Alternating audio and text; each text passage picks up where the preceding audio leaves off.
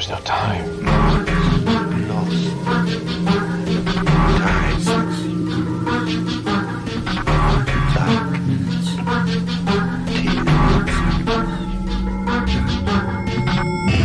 The time is 13 o'clock.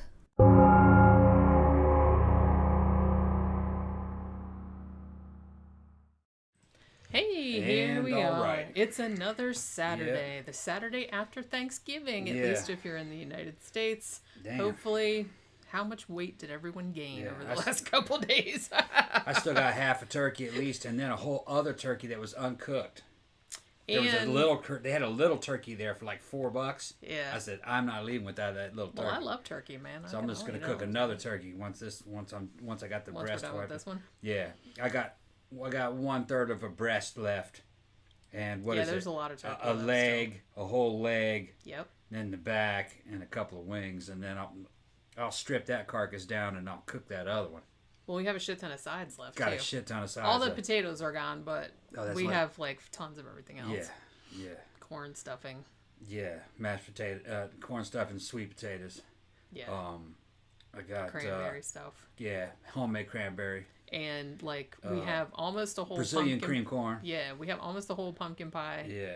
About half or a third of an apple pie and half or a third of a pecan pie. Yeah, we just wake up, eat Thanksgiving. We eat Thanksgiving 3 times a day. That's okay. It's good. Yeah. Shit's delicious. I don't mind. But yeah, so hi everybody. It's Saturday once again. Yeah, everybody showed up. Big crowd there. Big crowd in there. I feel like maybe I don't know if we get more people in when it's like going to be a true crime show. Yeah. Maybe? I don't know. Yeah. But this one, I've been wanting to do this one for a while. We actually talked a little bit about the Hillside Strangler case when we did the show about the alphabet murders. Because one of the guys who was one of the Hillsides, they call it the Hillside Strangler, but it's actually 2 guys, which I'm sure most of you probably know. But one of the guys that was one of the Hillside Stranglers, Ken Bianchi, is also a suspect in the alphabet murders case, which we mentioned back then. So if you want to see the thing about the alphabet murders, we did a show about that a while back because I mostly want to concentrate on these particular murders. I don't know if Ken Bianchi did the alphabet murders. Maybe he did. It sounds plausible, but I don't know. All the girls are here. All the girls. Ilsa's to all here. the girls I've loved before. Yeah. Soph. Got Tila's in there. My boy Xanada's in there. Deep Maniac's there. Everybody's there. Bee's Nest. Tammy. Everybody's here. Yeah, and then we got pushing 50 people in the chat, which that's huge for us, this little bitty show. Yeah. I look at some of these other shows. The little show that could. Yeah, I look at some of these other shows, I get jealous. I'm looking, they got like 5,000 people in the fucking chat. Don't be jealous. Like 5,000. Yeah. It's nothing but just fucking super chats. We would never who the hell, we can't talk to people like the same way when you have 5,000 people. Malachi Washington says, where do you guys take case requests? Anywhere.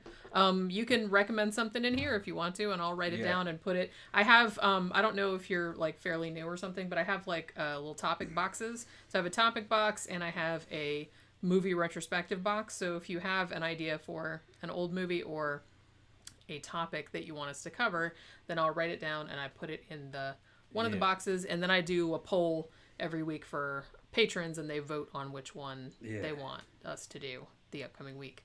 And this week Hillside Strangler won by a very large margin. So I was kind of glad about that because like I said, I've been wanting to do this case for a long time because it's one of those cases of serial killer teams that aren't a couple. You know what I mean? Because we've done shows on those. Every Valentine's Day, we do a killer couple show, which is kind of fucked up, but whatever. That's how we roll. This is one of the few that was kind of like 2 guys, and they're actually like family members. They were cousins. They're not blood cousins because Ken Bianchi was adopted, but by his parents. But they, were kind of like relatives, and they kind of. So I don't know if they would have done the same shit if they hadn't started hanging out together, or if, who knows.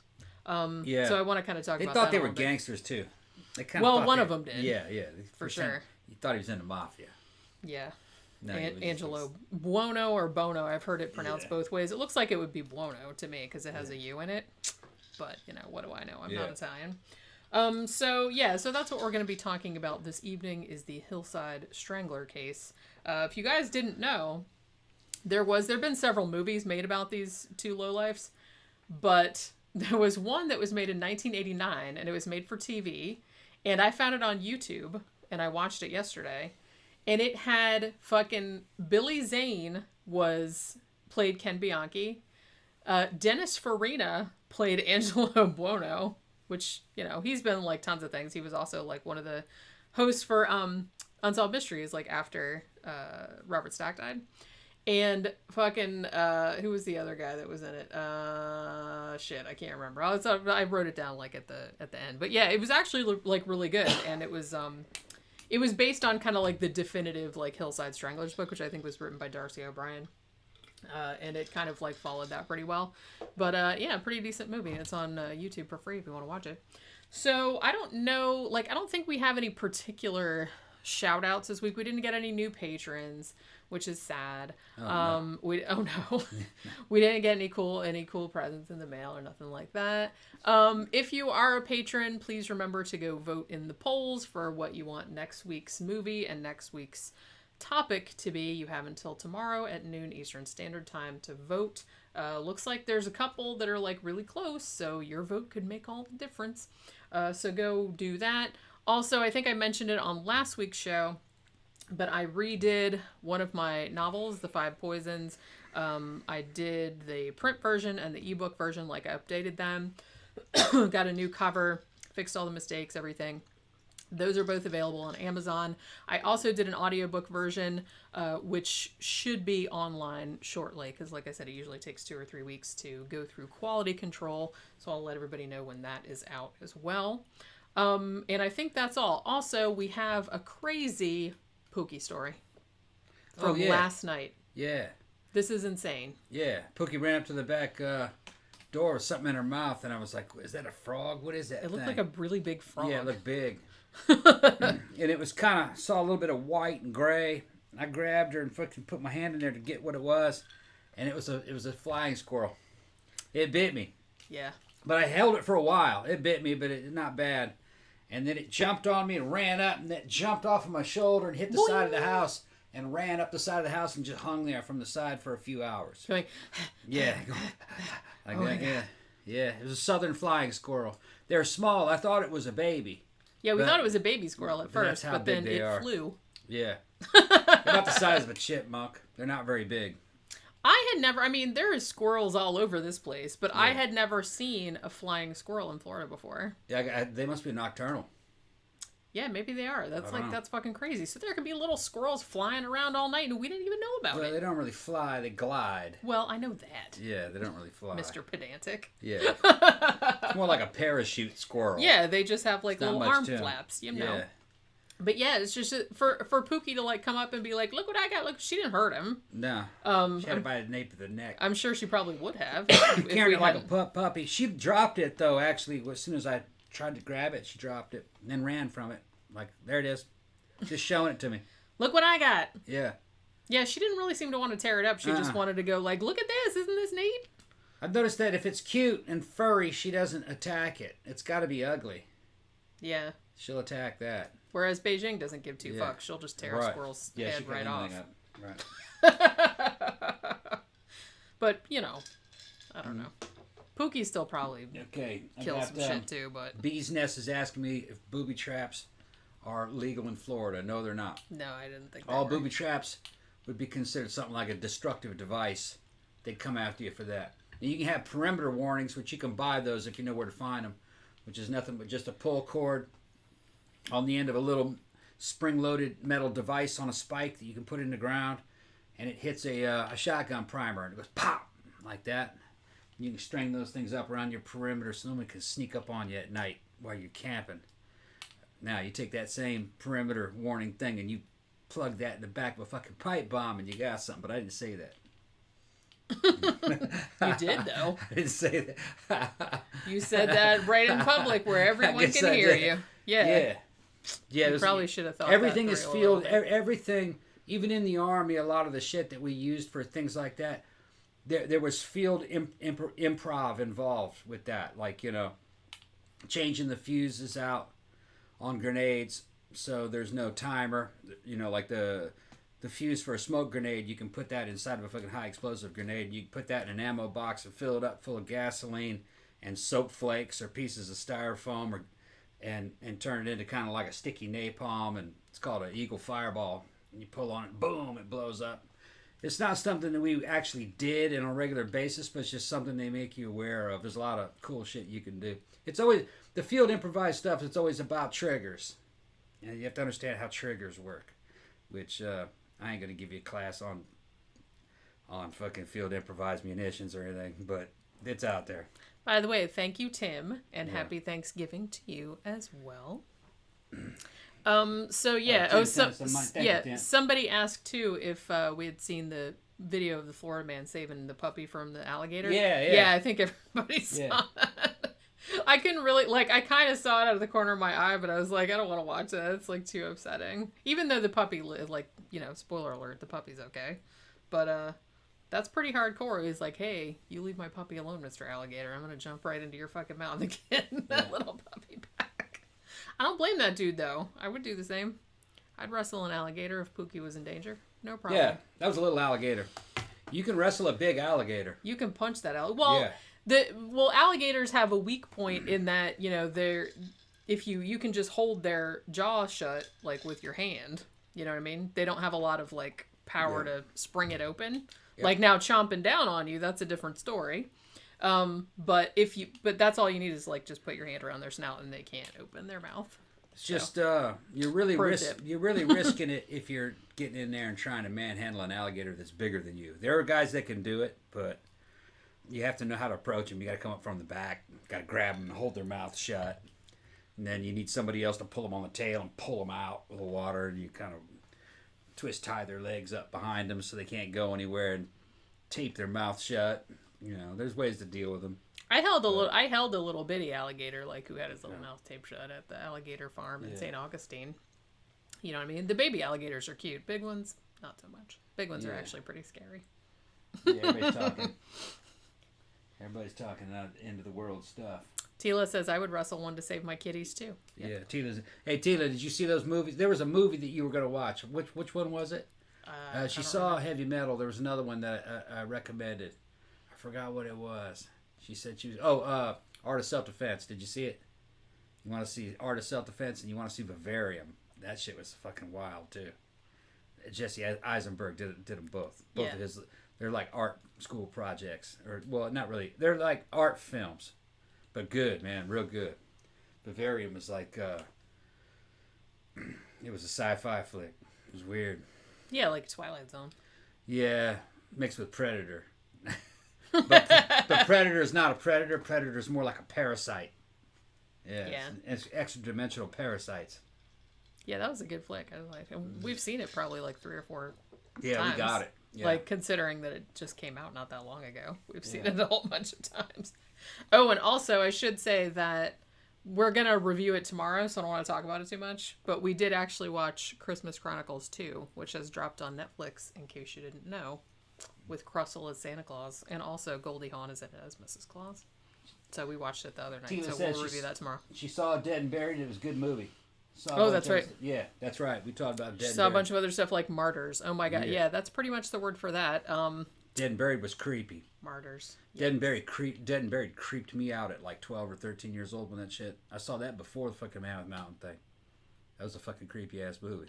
I gotta see it again. It's on Shudder, I think. Is it? Yeah. Danita says you guys seem stoned today. I wish. Nah, just kind of slow. We're slow. We're not drunk enough to. Mm-hmm. Well, wait a minute.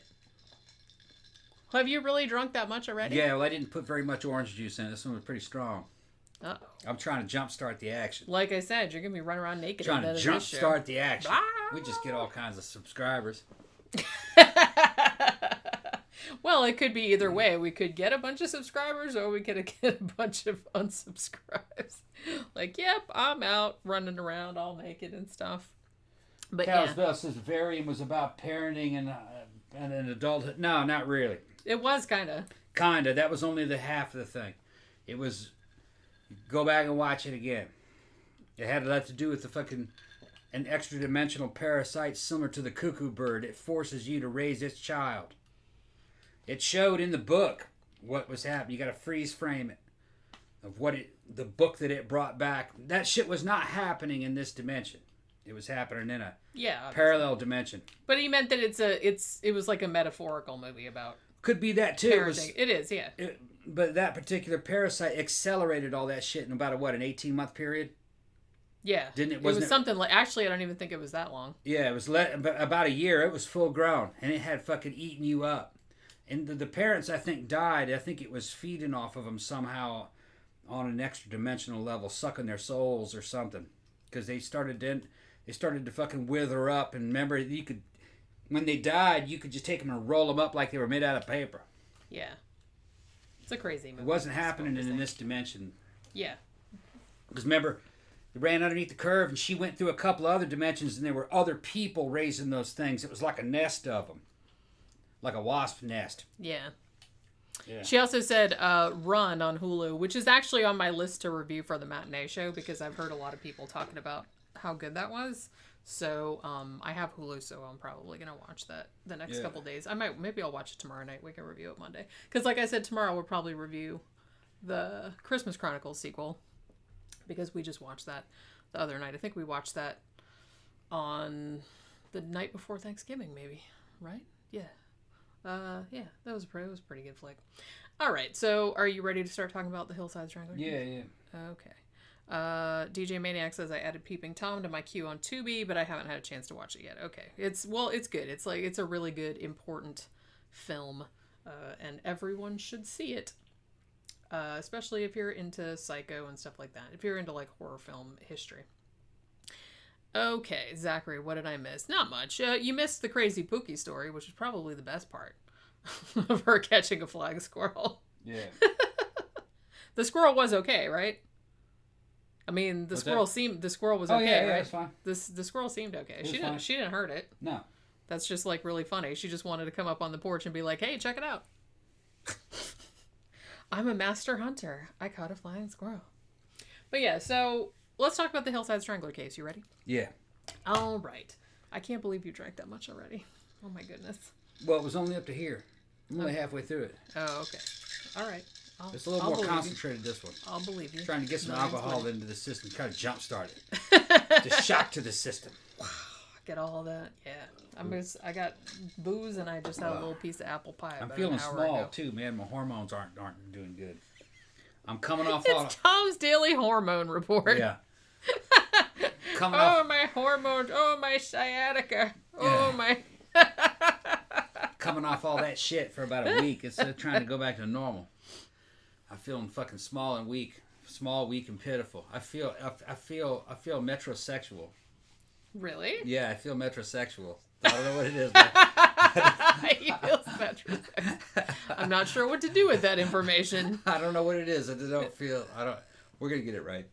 We're going to get it right. We're going to get it right eventually. Tim said, have you done anything on the Dardeen family murders? I think I talked about that we did a show like a long time ago. It was probably like 2 years ago where we talked about, it was one of our special edition shows. I think Shauna and Eric were here. Mm-hmm. And we did like top 10 like family massacres or something. I don't even know if we did 10 of them because I think it was taking so long that we just said, fuck it, we're just doing 4 or whatever. But I think that we did talk about the Dardeen family on that one, if I'm remembering it correctly. But yeah, that was pretty fucked up.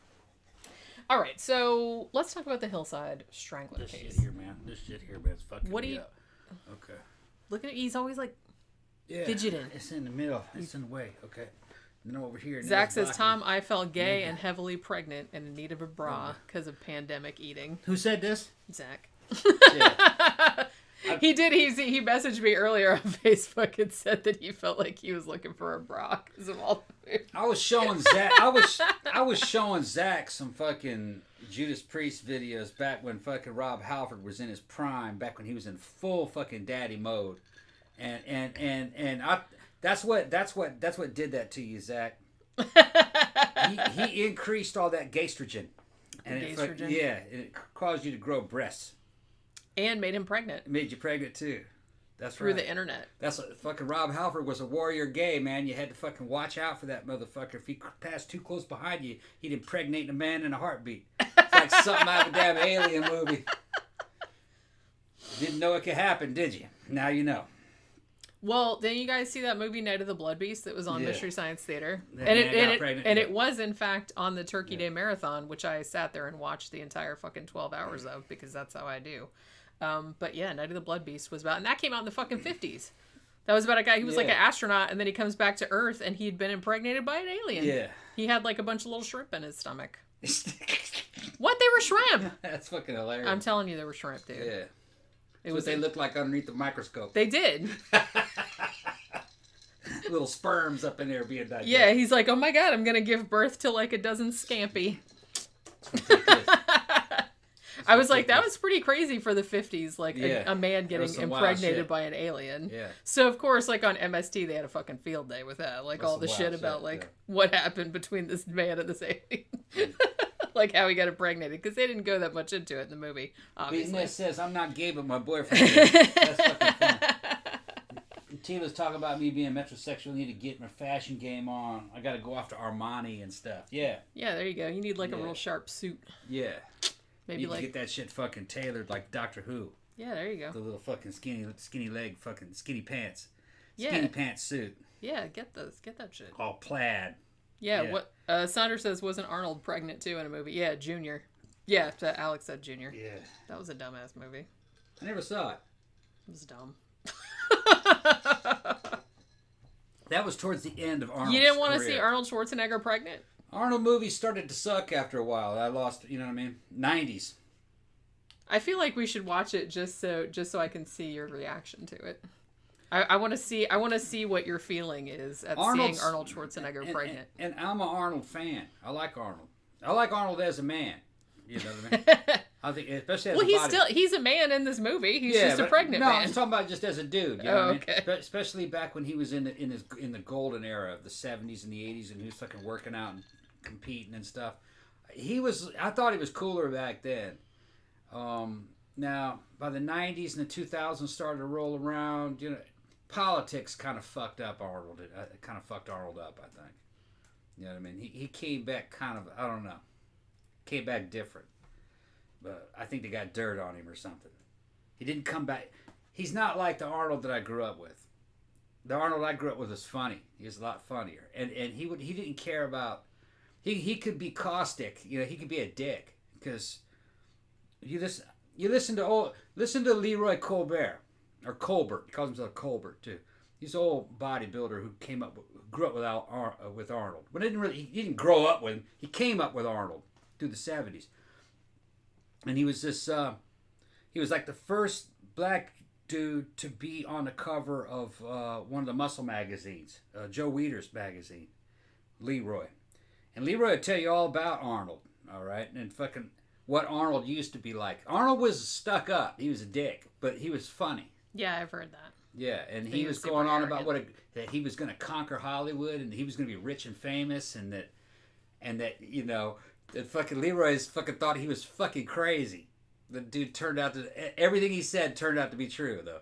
That he conquered Hollywood. He ended up being the governor of California. The thing about it though is that lots of people talk like that, and 99% of them don't do that. Yeah. So Arnold Schwarzenegger was a different fucking story. He was an Austrian tank soldier. He was a tanker when he was in the Austrian army, and he was a fucking bodybuilder, and he'd fucking run from the fucking Austrian army to do a quick fucking bodybuilding show, and then he'd go back in. You know what I mean? He was kind of a troublemaker, but everybody liked him. You know, and he just. He was just a character. They said he was had a real powerful, magnetic personality. They said that when he was around, you couldn't really help yourself. You kind of would just kind of go along with what he wanted to do and fucking, you know what I mean? It was just part of his personality. That he was extremely charming. What's the word I'm looking for? Charismatic. He was extremely charismatic, and dude fucking ended up dude who could fucking sounded like shit back in the day, okay? Ended up conquering Hollywood and becoming the governor of California. It was very unlikely. That could only happen through fucking Nietzschean will. It was Nietzschean willpower. And talent. He was a talented guy. But his last greatest movie was the one about the cloning. I think it was called The Sixth Day. Yeah. Well, did Maggie come out before that? Maggie came out after. Maggie was good too, but that just happened. He did a very good performance in terms of acting in Maggie. It's a zombie flick. Yeah. But it's not a big budget action flick. I really liked Maggie, actually. Maggie was good, but Maggie was like an art flick. It was. It was an art flick. He was trying to show up Sly that he could actually act. Because Stallone and his other buddy who's fucking playing... Well, yeah, there's a big rivalry. Fucking dude from Mandalorian. Come on. Carl Weathers? Carl. Yeah, well, Carl. They're on a first-name basis. Yeah, well, I'm fucking... Carl would drive the fuck out of Arnold about him not being able to act.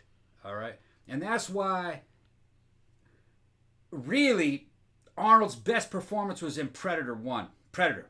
Yeah. And that's because Carl was fucking just giving him riding his ass. Fucking driving him. All right?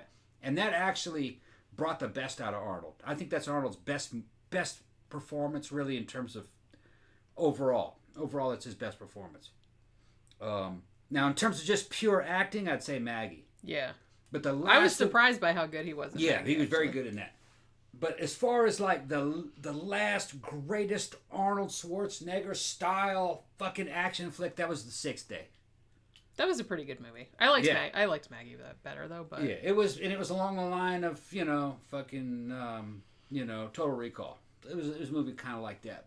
I liked it. Because that's the thing about Sly, because even though Sylvester Stallone was a bodybuilder too, he was also not only like a really good actor, but he was also a writer. Like he wrote screenplays and stuff like that. So he was like a lot. So he was like a double, like triple. You have to understand something. Oh, I have to understand. You have to understand something. I'm getting jumped. Sly. Dude, we're like half an hour in. I know. Sly was an artist before he was a bodybuilder. Mm-hmm. He got into that scene and they fucking, you know what I mean? And then he became a bodybuilder after he was already an artist. But Sly, out of all the dudes that we're talking about, those 80s action fucking stars, Sylvester Stallone was the most artistically gifted one. He was fucking great. He was very great. Yeah. Thank you, Tila. Thanks, Tila. What's she saying? Appreciate you, lovely, too. Keep on rocking in the free world. Thank you, babe. Keep on rocking in the free world. Oh, man, don't get me singing again. But, no, Sly... And Sly is strong to this day. He still makes great movies that other people won't make. That last fucking Rambo was good. Fucking all the Expendables shit was good. He is a very artistically talented guy.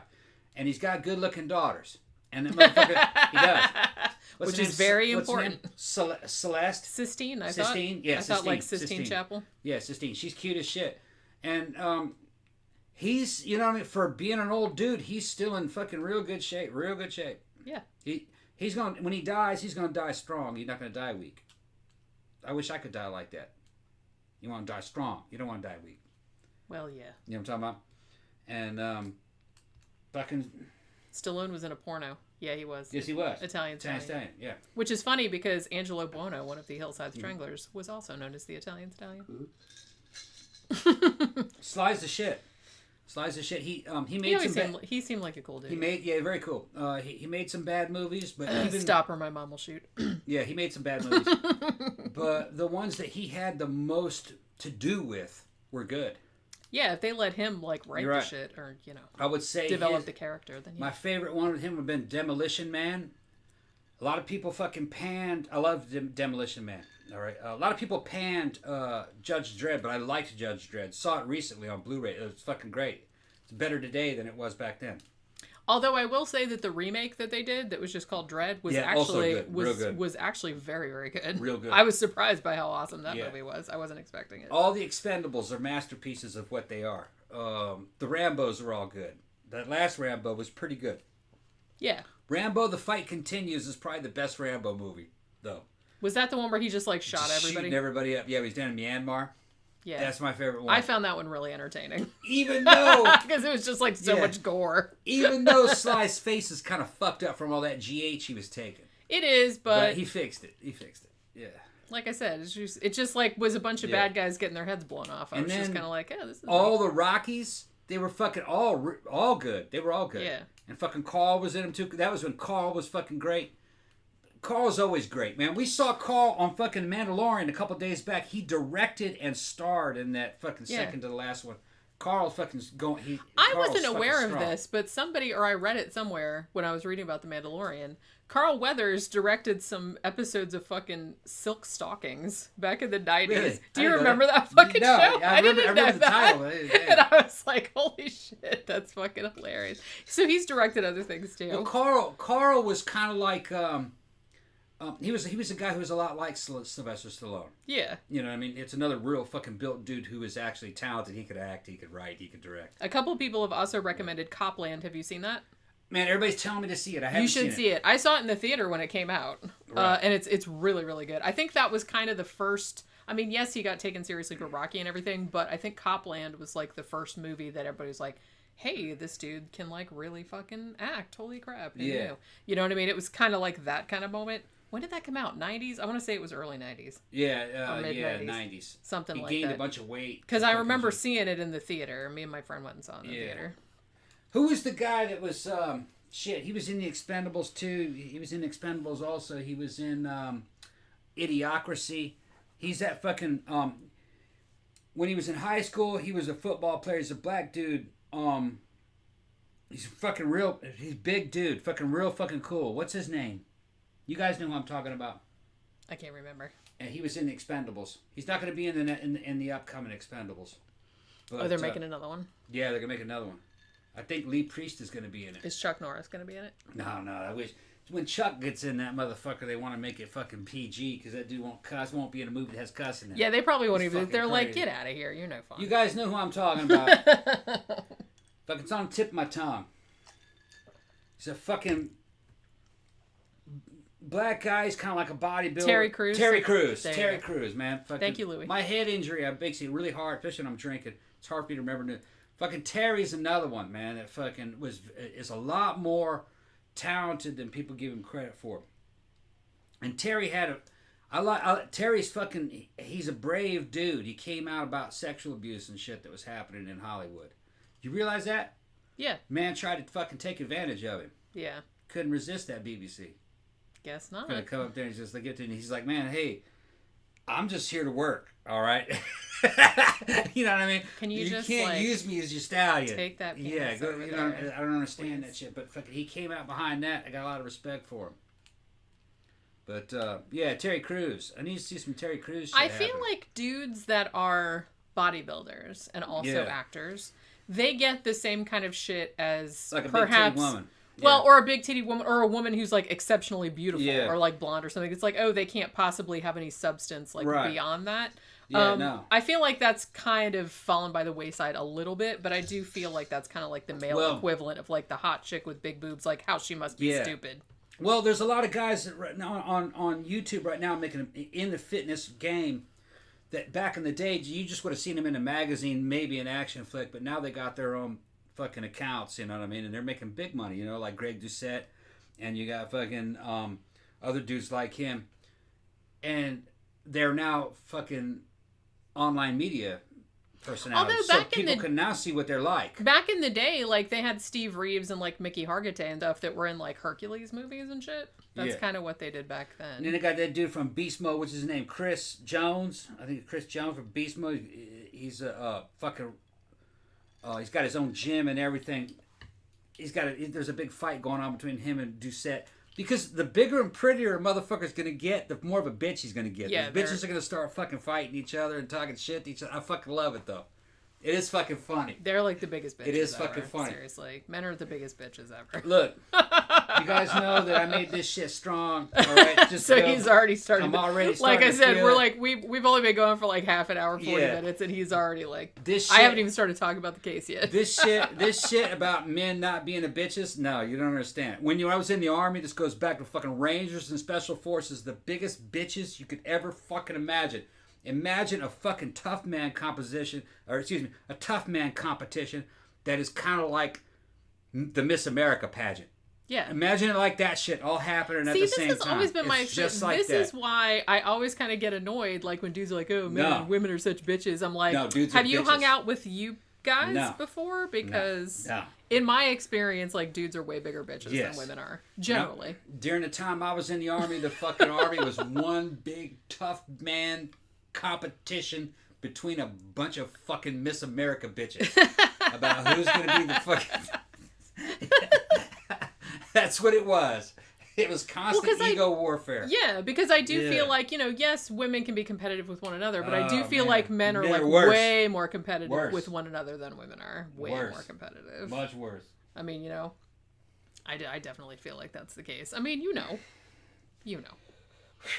Okay. Yeah, you're right. You gonna live through this? Go ahead. I gotta scroll back and see what everybody's saying. Holy shit, man! It's like I haven't even got 65. I haven't got to the hour point. I haven't even really started talking about the case. I just gave like a general rundown and like a recommendation to go watch the fucking movie. I could not believe this fucking TV movie. There's been more than one. There's been like several. There's one that came out in 2001. There's one that came out in 2004. I think there's one that came out in 2006. But this one in particular, I couldn't believe like it was fucking star-studded, man, and it was actually really good. Which one? The movie about the Hillside Strangler case. Oh yeah. Hold on 1 second. Luis Hernandez. Yeah, man. The Creed movies were very good. I got them both. They were, yeah. I liked them a lot. Yeah, and that's another Stallone production. Stallone knows how to fucking to take those testosterone-laden fucking stories and dudes and fucking make that shit to where you can kind of like have feelings for the people.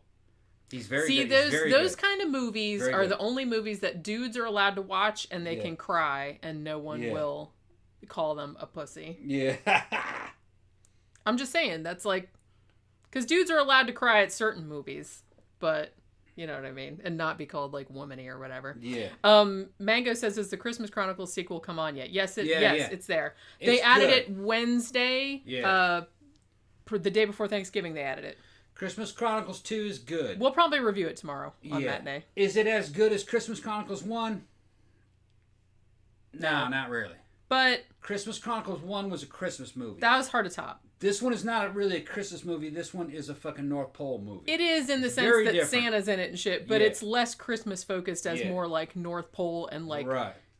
And it's got Yule cats and it's more like Norse pagan. Yeah, they've opened mythology. They've opened up the scope of the movie.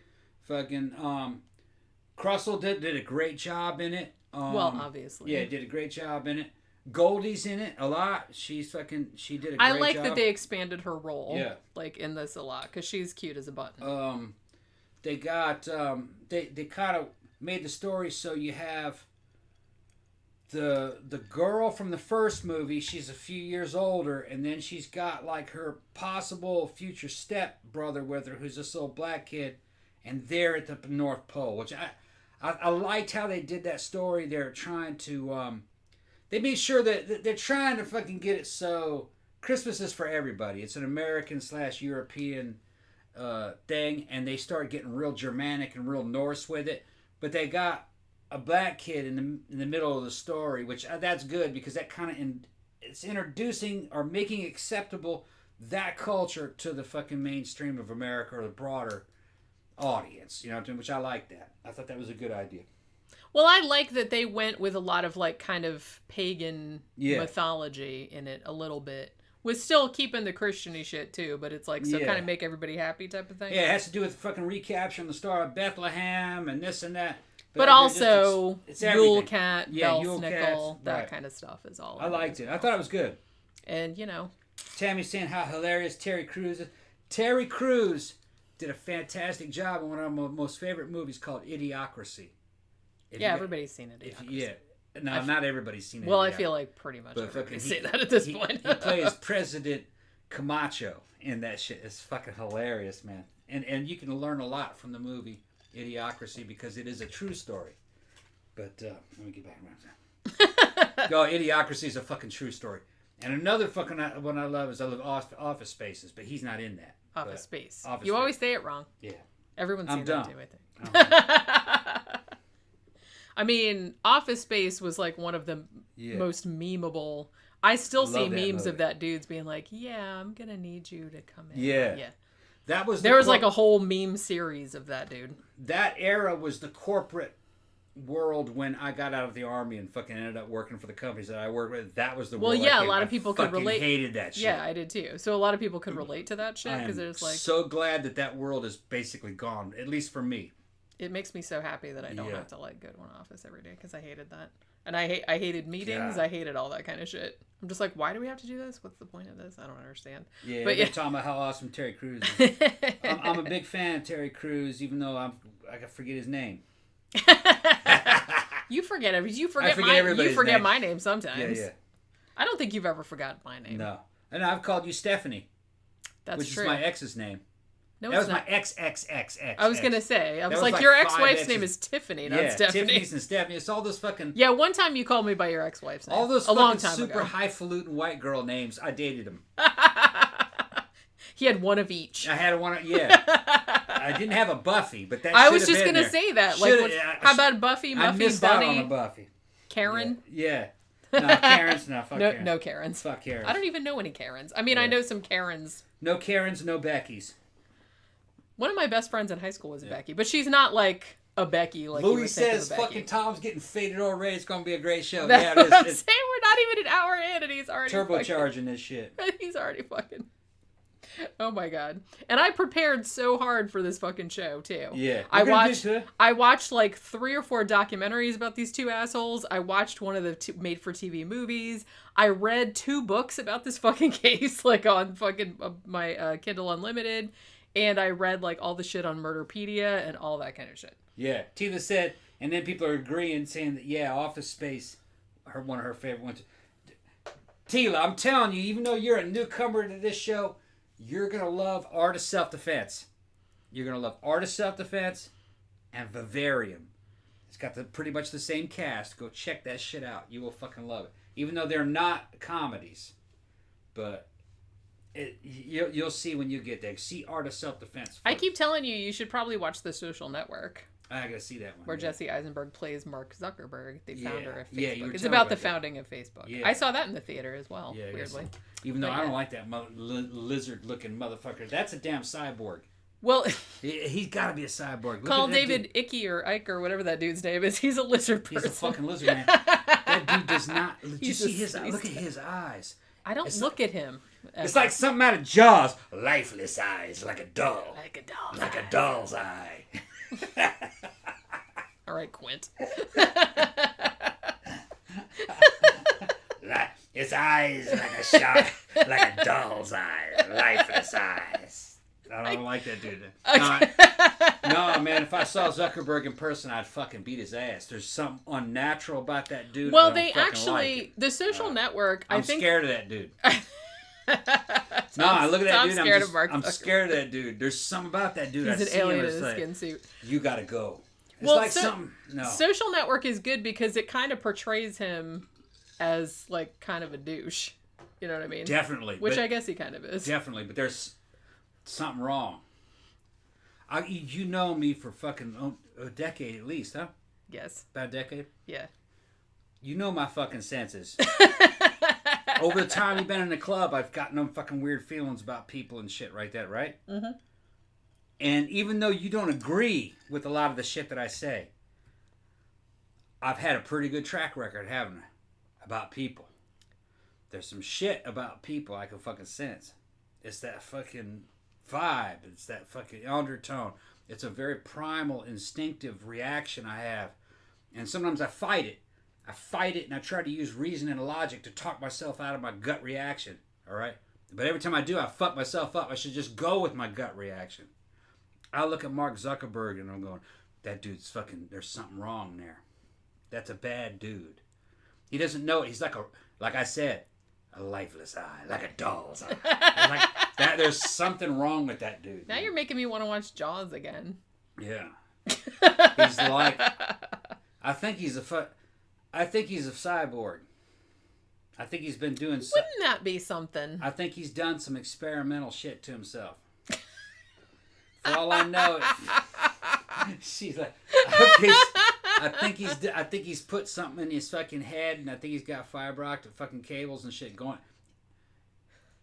It's like he's seeing a heads-up display in his eyes while he's talking to you. He's like one of the cyborgs from Westworld, is what you're saying? I think he's accessing the internet while you're talking to him.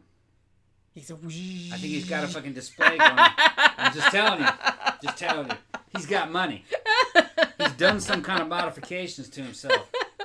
I've seen video of people talking to him, and it's either LSD, bad LSD, or he's a cyborg. He could just be on fucking drugs all the time. Could be. Because I feel like, you remember... Something's wrong with him. Did we do I don't think we did a whole show about the lizard people, but we were talking about that type of thing. And one of the things that these crazy people that think that, like, all these people are lizard people or in the Illuminati or whatever the fuck, one of the things that they bring out as, like, evidence is that they're like, look at this video of Eminem, like, looking all spaced out for something. I'm like, dude, he's high as shit. Yeah. Do you, like, not know what that looks like? Or he's not a fucking alien. He's just high as shit. He's high as balls right there. I don't understand. Yeah. But yeah, so you are right? Yeah, I'm fine. I'm reading comments, seeing what everybody's saying. Can I talk about the case now? Go ahead. All right. So today, finally, now that we're almost an hour in, and Tom is probably already fucked up. Yeah, they're fucking going. Santa saying Tom's gone. Yeah, I'm not gone. I'm right here, bro. He's gonna like. How funny would it be like at the end of the show? Because I know at the end of the show sometimes like I can't remember the end of the show. Yeah. Like I've always ended it, which is good. But it's like he just like fell sideways off the chair. That would be super funny. Yeah. Hey, this is nothing that a piece of pie can't fix. Are you gonna eat some pie? I might eat some pie. Yeah. I didn't realize that somebody had opened the pumpkin pie, or I would have. I had apple pie earlier because I figured, well, we. Oh, okay. Yeah. I thought maybe because I didn't want to, because the pumpkin pie was like virgin and hadn't been opened yet. Yeah. I thought we were working our way through the pecan pie and the apple pie before we got to the pumpkin pie. That pumpkin pie got a hold of me. It was calling me. So I'm going to have to, well, I had apple pie today, so I'm going to wait till, I can't have two pieces of pie on just one sitting day. here talking to you is making me fucking think about that damn pecan pie, though. Now he's thinking about that. You know what? I had a piece of that. It's good, but pecan pie is really good, but you only need like a really, really small piece because it is super sweet. You can't eat much of it. You really can't. No. It's delicious, but it's like really, really sweet. Like overwhelmingly sweet. Okay, let's start the show. Are you sure? Yeah. Yeah. Hopefully I'll be able to maintain. Okay. Let's see how you do. Okay, go ahead. Okay. We got to talk about these two fucking douchebags here. Let's talk about these two fucking douchebags. One of these douchebags is still alive. Yeah. Which I didn't realize. I thought they were both dead. One of them's dead, but I've seen many programs about these two guys, man. Fucking losers. There's a lot of, they did a biography about them. Yeah. There's been like a couple of British documentaries about them. Like I said, there's been a whole bunch of like made-for-TV movies, direct-to-DVD movies, like shit like that about these two idiots. Well, just because, like I said, it's very rare. I mean, serial killers in general are very rare. So when you find some that are working as a team, that's like even more unusual. And I think the thing about these two guys is that even though they always kind of say in serial killer pairs, particularly like when they're couples and stuff like that, because we've talked about that a lot on some of our Valentine's Day shows, they always kind of feel like, oh, well, one's like the dominant one and it's kind of like dragging the other one along. Had they not met, you know, maybe this one wouldn't be a killer. I don't know about these two. I'm not really sure. I feel like Angelo Buono, being much older, because he was like 20 years older than his nephew, or his cousin rather, that maybe he was the ringleader, but I don't know. Because the thing about it is that when Angelo Buono, I mean, they killed a bunch of women together, and then like Angelo Buono was like, okay, well, we need to stop because like there's too much heat on us or whatever. And then it's significant that Ken Bianchi was the one who went on to kill people by himself and got caught. Spoiler alert. So I'm not sure, like, I don't know if either of these two dudes, like Angelo Buono was in prison, like was in and out of prison for other things, but not murder, before him and Ken got together. So would he have killed somebody if he hadn't met Ken? Maybe. But I don't know. It's just, it was a weird, like, dynamic between the two of them. Because I feel like one of them wasn't necessarily dominant over the other. Maybe Angelo was, but it's hard to say. Like, I've seen psychiatrists say, like, maybe Ken was the dominant one, maybe Angelo was the dominant one. It's like, there's no way of knowing. What? Fourth drawer down. Fucking called it, man. Only a Nietzschean act of will enable Tom to resist the pecan pie. Dude, I'm sitting here thinking about that pecan pie. That's what he's been thinking about the whole time. That fucking pecan pie is calling me with whipped cream, man. Fucking right. Yeah, I just had like a little sliver of apple pie earlier. Yeah. But shit, man. Well, you can go get some pie if you want. Just don't chew with your mouth open. I gotta make another drink too. And I was gonna have you make me another one, but I still got like a third left, so I probably won't. All right, so this is two guys. They're cousins. Like I said, there was a large gap in age. It's weird because it's usually called the Hillside Strangler case. That's what the media dubbed it at the time, because I guess the media, when this shit first started happening, assumed, as you would, that it was just one guy, like a serial killer. But cops were pretty sure from, I think, even the second or third murder in the series, that this was probably two dudes. But they didn't really let that slip until later on. So it just happened that the media dubbed this person the Hillside Strangler, even though later they ended up knowing that it was two guys. That's usually what the case is called. So this occurred in a fairly short time in California, serial killer capital of the world, at least at this time period, from late 1977 to early 1978. They killed, the two of them together killed 10 women, aged between 12 and 28 years old. And then Ken would go on to kill two more by himself later on, which is what ended up getting him caught. So like I said, this was a very brief time period. So let's talk about the first victim. So the first victim that they know of, and like I said, this is the first victim, so nobody knew that there was a serial killer or anything like that. And a lot of attention didn't get placed on this case until later, because the first victim, actually the first couple of victims, were sex workers or runaways or something of that nature. And this was Los Angeles. So it was kind of like, oh, another sex worker got killed. Oh, another runaway got killed. It wasn't, you know what I mean? It's kind of a thing where it's a high risk lifestyle. You know, a lot of murders happen in Los Angeles this time period, so nobody like really thought that it was a serial killer going at the time. Look at you, it's your fucking pecan pie. Look at that. Bee's Nest said reptilians gave me crabs. Sure. No, that was those hookers down in TJ. Maybe one thing or the other thing. So whichever. Look at you eating the pie. Hell yeah. Yeah, Oracle said nobody respectable got killed at first. And I know, and that's sad, and we've talked about that like before. I do feel like, I'm not saying that they don't take it as seriously or they don't try to solve it. It's just kind of like, well, shit happens. Like, nobody really thought that this was going to like bloom into anything else. So the first victim was a young woman named Yolanda Washington. She was 19 years old, and she was a sex worker. Now, her body was found near the Forest Lawn Cemetery near Los Angeles on October 18th, 1977. Now, there wasn't a lot of trauma to the body, but it appeared that the body had been washed, and they found like some kind of faint like ligature marks like around her ankles and wrists and neck. So they assumed that she had been tied up and strangled. She had also been raped. A couple days later, November 1st, 1977, police go to this neighborhood called La Crescenta in Los Angeles, and they found the body of a teenage girl. As far as I know, all the bodies were found naked. Like, I've seen some of the crime scene photos that are pretty horrifying, especially one of the ones that they just kind of like left on a hill, like overlooking the city. You know what I mean? So there's like the shots from the helicopter. It's just like this dead naked lady like laying there. It's like pretty fucked up. So they find this girl, and she's kind of like laying on the side of the road, like face up, like next to a parkway in a residential area. Now, I guess somebody that lived in the area like found her body because it was laying right there. It wasn't hidden or anything.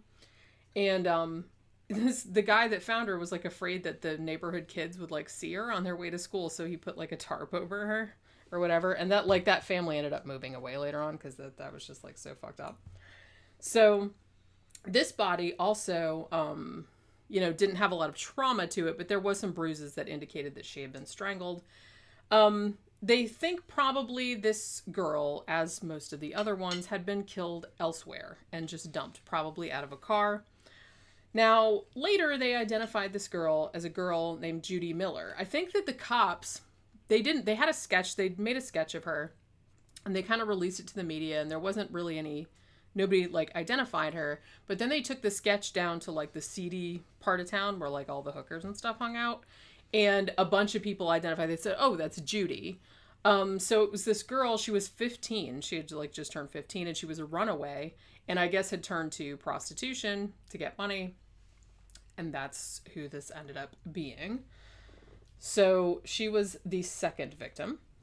Now, 5 days after that, and like I said, this is this is like a killing spree, man. This was like, I think it was just only 4 months with like these 10 victims. So November 6th, 1977, they found another naked dead body. This was found near the Chevy Chase Country Club. This woman had also been strangled, and she was later identified as a 21-year-old named Lissa Caston. Now, she was not a sex worker, as far as anyone could determine. She was actually a waitress. She worked like at a health food restaurant or something like that. I can't remember what the name of it was. I saw it somewhere. So she had actually last been seen leaving work like the night before her body was found. And she also had a job like working in her dad's construction business and was a ballet student. So this was kind of the first victim that wasn't straight up a sex worker. And again, the fact that the cops from very, very early on knew that they were probably dealing with two killers. It was just because in the locations, like where a lot of the bodies were found, they were usually like they call them the Hillside Stranglers because they usually left the bodies like on a hillside or in and around Los Angeles. And some of where the bodies were placed, it would have been very difficult for one person to have left the bodies where they were found. Because sometimes it was like a big guardrail, or it would have been too hard because there were no drag marks. There were nothing like that. So it would have been hard for like one person to just like lift this body up and like put it over a guardrail or whatever, like the places they were found. So they assumed that that whoever had killed this girl had help. Now, the next couple victims were little girls. This was two little girls, Dolores Cepeda, who was 12, and Sonia Johnson, who was 14. Now, these two girls had gotten on their school bus. This was on November 13th, 1977. And they were on the bus, they rode the bus, they got off the bus, and then somebody saw them getting off the school bus and walking up to a car that had two men in it. Now, the following day, or actually 6 days later, it was almost a week later, I believe, there was a little boy who was cleaning up like garbage from like a hillside right near Dodger Stadium, and he was the one that found the bodies. That was on November 20th, 1977. And both the girls had been raped and strangled. Now, so the same day that they found these two girls' bodies, in another part of Los Angeles, they found like some people hiking found another body. And this was a young woman named Christina Weckler, who was 20. Now, she was found on a hillside near Glendale. Now, this woman also raped, also strangled, also found nude. Now, a new detail, a new wrinkle in this particular case was that there were some weird injection marks on her arms. Now, the first thing cops thought was like, oh, she's a drug addict, but it wasn't like that. They're like, it was just, you didn't have, because you get drug addicts, you get like the track marks and all that, because they're like, it wasn't like that. It was just like these weird, like little injection sites with like this fluid oozing out of them, which, spoiler alert, turned out to be Windex. Because that was one of the things. You'll find out later, like, these two guys were amping it up. They were trying different things, like different torture methods and stuff like that, like just to get their jollies or whatever. So this was the first one that they tried that on, because apparently just raping and strangling them wasn't fun anymore. So they just decided they were gonna like fucking do some extra shit like these kind of dudes do. So that was the next one. Now, 3 days after that, November 23rd, 1977, they found a young woman, Jane King, who was 28 years old. Now, her body was badly decomposed, found near an off-ramp near the Golden State Freeway. Now, she had actually been missing since November 9th. She was an aspiring actress, and she had actually been taking acting classes at that big Scientology center there in LA. And that was the place she was last seen. I think she was last seen, like, leaving that place and, like, waiting to get a bus, like, to go back home or whatever. And that was the last time that she was seen. And then they found her on the 23rd. Now, at this stage, the cops are pretty certain that they're dealing with a serial killer. Like I said, they suspected it was two guys. They weren't entirely sure, but they were, you know, that was what they were leaning toward. So at this point, they're like, okay, well, we need to form, like, a fucking task force to, like, deal with this shit. So the media at this point also got on the bus that they were like, you know, this is a serial killer. So they called it the Hillside Strangler. Because like I said, the press didn't know at the time that that the cops were thinking that it was two guys. They were just thinking it was one person. So they called him the Hillside Strangler. So only a few days later, November 29th, 1977, cops found another body. This was Lauren Wagner, who was 18 years old. She had also been strangled with a ligature. They also found signs of torture on her as well, but different ones. She had burn marks on her hands, not like cigarette burns or anything like that. It was like, and they wouldn't know until they caught these two dickheads later, but apparently they were trying to like electrocute her like with fucking the cords like from the lamp or something like that. It's like they were trying to like put them in her hands and like electrocute her. They were just like I said, they were just trying to like torture people just like to get their jollies. So that was another thing that they were trying to do. But they couldn't, like, the cops couldn't figure it out for a long time because there were like these really weird like burn marks in the middle of her hands. But the two guys had like tried to electrocute her. I don't think it worked though. So at this point, like I said, they're thinking it's more than one person, but they didn't really release that information. So December 13th, 1977, they found another body. This was a 17-year-old woman. She was also a sex worker. Her name was Kimberly Martin. She, I believe, I think how they got her was that one of them called, because she was a sex worker, so I think he called and like wanted her to come to a particular place, and then they like, kidnapped her and like took her to a place and killed her. Now, the last victim, at least of the two of them, because like I said, Ken would go on to like kill two other women on his own, but the last one of the canonical 10 that the two of them killed together, her body was found, because it was a couple month reprieve. Her body was found February 16th, 1978. Now, this was a girl, Cindy Hudspeth. She was 20 years old, and she'd been missing for a little while. And they found her. She was in the trunk of her car, which was an orange Datsun. They found it because when they were looking for her, the helicopter saw this car that had been like pushed off this ravine or whatever, and they went and found the car because it was hers, and they looked in the trunk and her dead body was in there. What year was this? 1978. Yeah. Early 1978. I remember that fucking orange that Datsun used to have. It was a fucking nasty yellowish looking shit orange. I remember that. Well, yeah, I've seen pictures of this particular car. What in a station wagon was it? Well, it was in a trunk, so it couldn't have been. Yeah. No, I thought it was a hatchback, but maybe I could be remembering it wrong. Like, I thought she was like my in a Aunt hatchback. Lois had an orange Datsun, but it was a station wagon. Yeah. Yeah, and it was that same fucking shitty ass orange. Weird colors back in the 70s. Tila said, boy, Scientologists love some actors, don't they? Yeah. I think what Scientologists do, because we've done a bunch of shows about Scientologists. No Scientology will. Like I said, I worked for them, like when I lived Yep. in Clearwater. Not for the church, but for another company that was owned by them. One thing they like to do is that they know that a lot of young people are coming to LA and Hollywood to be actors. So Scientologists had the brainwave to set up acting classes so they can like funnel people into Scientology.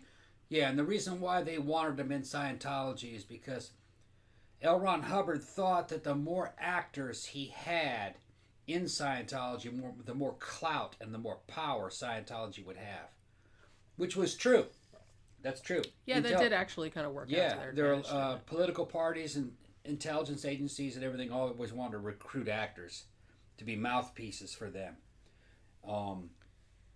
Laugh all you want about fucking LRH or L. Ron Hubbard. He wasn't dumb. I mean, that dude fucking did some shit I couldn't do. He was crazy, but... Yeah, he was wrong about a lot of shit. No, he knew exactly how to manipulate people, and his organization, that church, did the largest, something called Snow White, Operation Snow White. It's the largest infiltration of the fucking FBI it's ever been done. You know? Yep. Scientology, when it was strong and well led, Scientology was dangerous. They almost took over a country. Yeah. What was that? It was an African country. Remember which one it was? Yeah, Angola? I can't remember offhand. Something like that. Something like that. Yeah, they almost took over that entire country as its official religion. They wanted to use it as a base. From there, they would take over the entire world. Religions, political groups, fucking all that shit, it's all the militaries, it's all that same method behind it. It's not a joke. Now, was LRH a joke? Kinda. He understood the method by which to gain power. But he himself wasn't really an impressive guy, really. Storyteller. Science fiction writer. Yeah. He did have willpower, though. But Scientology was built on the backs of people with fucking weak personalities, really. That had a lot to do with it. Beesness said they took over Clearwater, Florida. They did. Oh, yeah, no, yeah. Pretty much the entire... Because I lived there for a little while. I lived in Tampa, and then I got a job in Clearwater, which I didn't really grasp was, like, owned by, like, everybody that... Not everybody that worked there was a Scientologist, but a lot of them were, like, the upper management was. And, so after a while, I was sick of commuting from Tampa to Clearwater, so I moved to, like, a smaller apartment in Clearwater to be closer to work. And I only lasted about 8 months there before I was like, I gotta get out of this place. Scientology's like some fucking crazy shit. I'm leaving. I did not like it. Secret bases out in the desert. They got fucking that are like prison compounds. Secret bases out in fucking California and shit up in the mountains. They have secret religious prisons where they have their followers in prison, I guess for life. Think of that. Yeah. Well, they put, I think Netflix or Hulu has, what's her name that did that series on Scientology that used to be in there? What the fuck's her name? Yeah. I just thought of it. Oh, man. Yeah, not Tila. What's her name? Tina? No. I'll probably think of it like 20 minutes from now. But yeah. Oh, Bee's Nest, you just said something about Blue Star ointment, and that like brought back some memories. I remembered that old that little jar that it used to be in with like that sparkly blue asterisk on it. It's that ex-member Leah Remini. Leah Remini. That was also an action. Thank you, guys. Leah. I thought I was thinking Tila, but Leah. Yeah. So you were thinking about tequila. Tila. Well, there's a Tila that we're talking to. Yeah. Leah Remini. Yeah. Fucking. I had Angry Gay Pope. We had Angry Gay Pope on the show. Tell you 2 or 3 times. 2 or 3 times. He'll tell you all about Scientology. He's a professional Scientology protester. Yeah. Scientology's not what it was, but it's still a very wealthy organization that owns lots of property. I would call it more like a real estate scam right now. But at one time, Scientology was almost like a nation state inside the United States. And a lot of religions did that. The Mormons did that. Islam is kind of like that. Islam was like a nation state that came out of the Middle East a long time ago. And it's still around. Religions are just like that when they're set up well. You know? Yeah, well, and like I said, I think everybody knows, I think most people know Scientology's a joke nowadays, but... Yeah, they didn't know it was a joke back then. No. Well, it wasn't. I mean, they actually they were able to do, some fucking crazy I remember being an outsider and just stumbling across Scientology, it was kind of ominous. It seemed like they knew something that was, you know what I mean, that they had some kind of special knowledge. I had heard rumors that they had mental powers and something like out of the Jedi. And I didn't doubt that after seeing fucking Mountain Poltergeist. But now that I understand exactly what, after I saw South Park, and then I was in that South Park episode, I think that South Park okay, episode right. like went a long way toward making them a joke and like demystifying and it. Showing how stupid the whole thing was. Yeah. You know what I mean? Yeah. Which I don't know why people didn't realize that prior to that, but they think they have force powers. Yeah. But no, they don't. Victor says we need to start taxing all these religions. I agree. They probably should. Yeah. I don't know why they don't, but, you know, that's how the shit goes. All right. So now the weird thing. So the last victim of the Hillside Stranglers, you know, plural, was Cindy Hudspeth. Now the weird thing about it is that she lived across the street from another one of the victims, Christina Weckler. So the cops, not being dummies, were kind of like, hey, maybe the killer lives in that area or lives in the Glendale area, because obviously that's too much of a coincidence that both of these women like lived right on the same street, which is one of the things that would cause them to get caught later on. So at this stage, like I said, they have a task force. Now, even though I feel like what ended up happening, and I think it particularly happened a lot in California around this time period, was that you had all these kind of like, you know, if the FBI gets brought in on a case, or if you have like, you know, state cops, city cops, and they're all like fighting with each other, it's like they don't want to share information because, like I said, men are bitchy. So it's like, and it really kind of like hindered the investigation. However, I will say that on the Hillside Strangler case, it seemed like everyone kind of got their shit together and there wasn't a lot of interdepartmental bitching or fighting.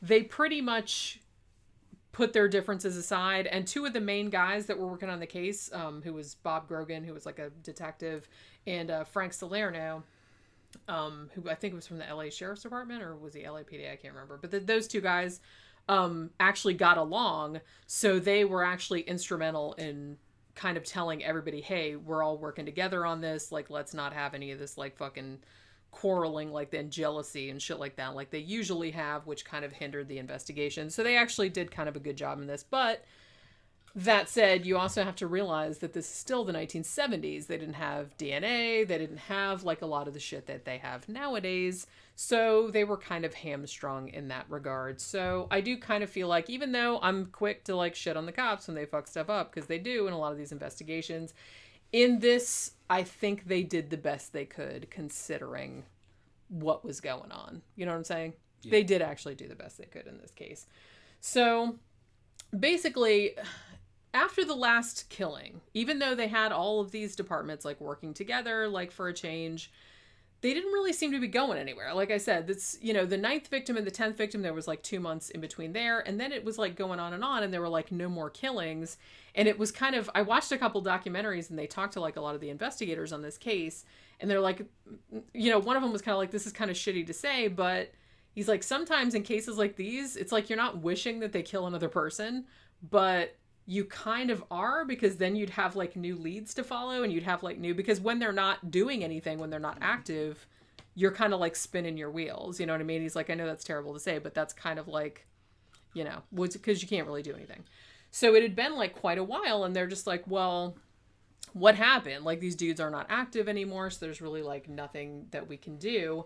They did actually get something like, you know, and like I said, keep in mind, this is the late 70s. They did actually kind of get like a little bit of a profile going, but like a lot of the profiles, then it was kind of vague. Like the profile was this guy or guys, probably white, because most of the victims were, except for the first one, who was African-American. He's probably in his late 20s, early 30s. They guessed that he was either single, separated, or divorced, and didn't live with a woman, which in one case was incorrect. Average intelligence, unemployed, or existing on odd jobs, or a person that doesn't stay in one job too long, like moves around a lot. Probably been in trouble with the law before. Passive, cold, and manipulative, which those three things don't necessarily go together, but I don't know. That was like what they said. Probably from a broken home, probably had a childhood marked by cruelty and brutality, probably had a mother that abused them, someone that hated women or had like a lot of early experiences where women were mean to them or whatever. So that was kind of what they came up with. Now, the funny thing is that from the book that Darcy O'Brien wrote about this case, which is kind of like the definitive book about the Hillside Strangler, one of the investigators on the case, Grogan, was basically like, so, gee, all we have to do now is find a white male who hates his mother in L.A. Yeah, probably lots of this. They're like, yeah, tell me another one. Let's narrow it down a little bit, but you couldn't. Now, here's something interesting. This wasn't in a lot of the stuff, but this was in Darcy O'Brien's book, and they put this in the TV movie from 1989 as well. And apparently this really happened. So this guy, he was like kind of a famous, I can't remember what his name was, but he was like a famous German psychic. He didn't speak any English. Now, he apparently had some thoughts about the Hillside Strangler case, and he flew to Los Angeles on his own dime and went to the LAPD and said that he had some information about the case. And he couldn't speak any English, so he had to he had like a guy that worked at the police department having to speak some German, so he was like kind of trying to translating. Now, the crazy thing is that this guy said that the killers were two Italians, which they were, and that they were brothers, close, cousins. And he said they were about 35, which actually, Ken, I think when he first moved to LA, he was 26, and Angelo was like 20 years older. You know what I mean? So it's like right in the middle of... What made him think they were Italian? How do you call that?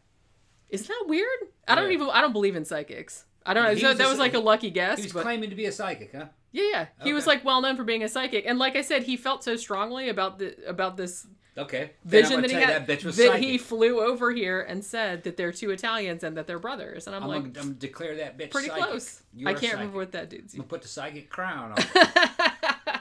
He called it. He did. He was very close. I understand it, man. I've had those feelings too. He had a feeling about it. Yeah. Felt so strong he went down there to go tell him. And like I said, he paid for his own ticket to fly to LA and tell them. The problem is that's not enough information to make an arrest. Well, no, because there's a lot of Italians in the U.S. Yeah, a lot of Italians. And there's a lot of brothers in the U.S. A lot of brothers, yeah. He was close. And like I said, they weren't even brothers. They were cousins. He was just doing what he could do. Which, he probably thought, like, I gotta help them. Because, like I said, they had a task force, but it seemed like nothing was happening with the shit because they hadn't killed anybody in a long time.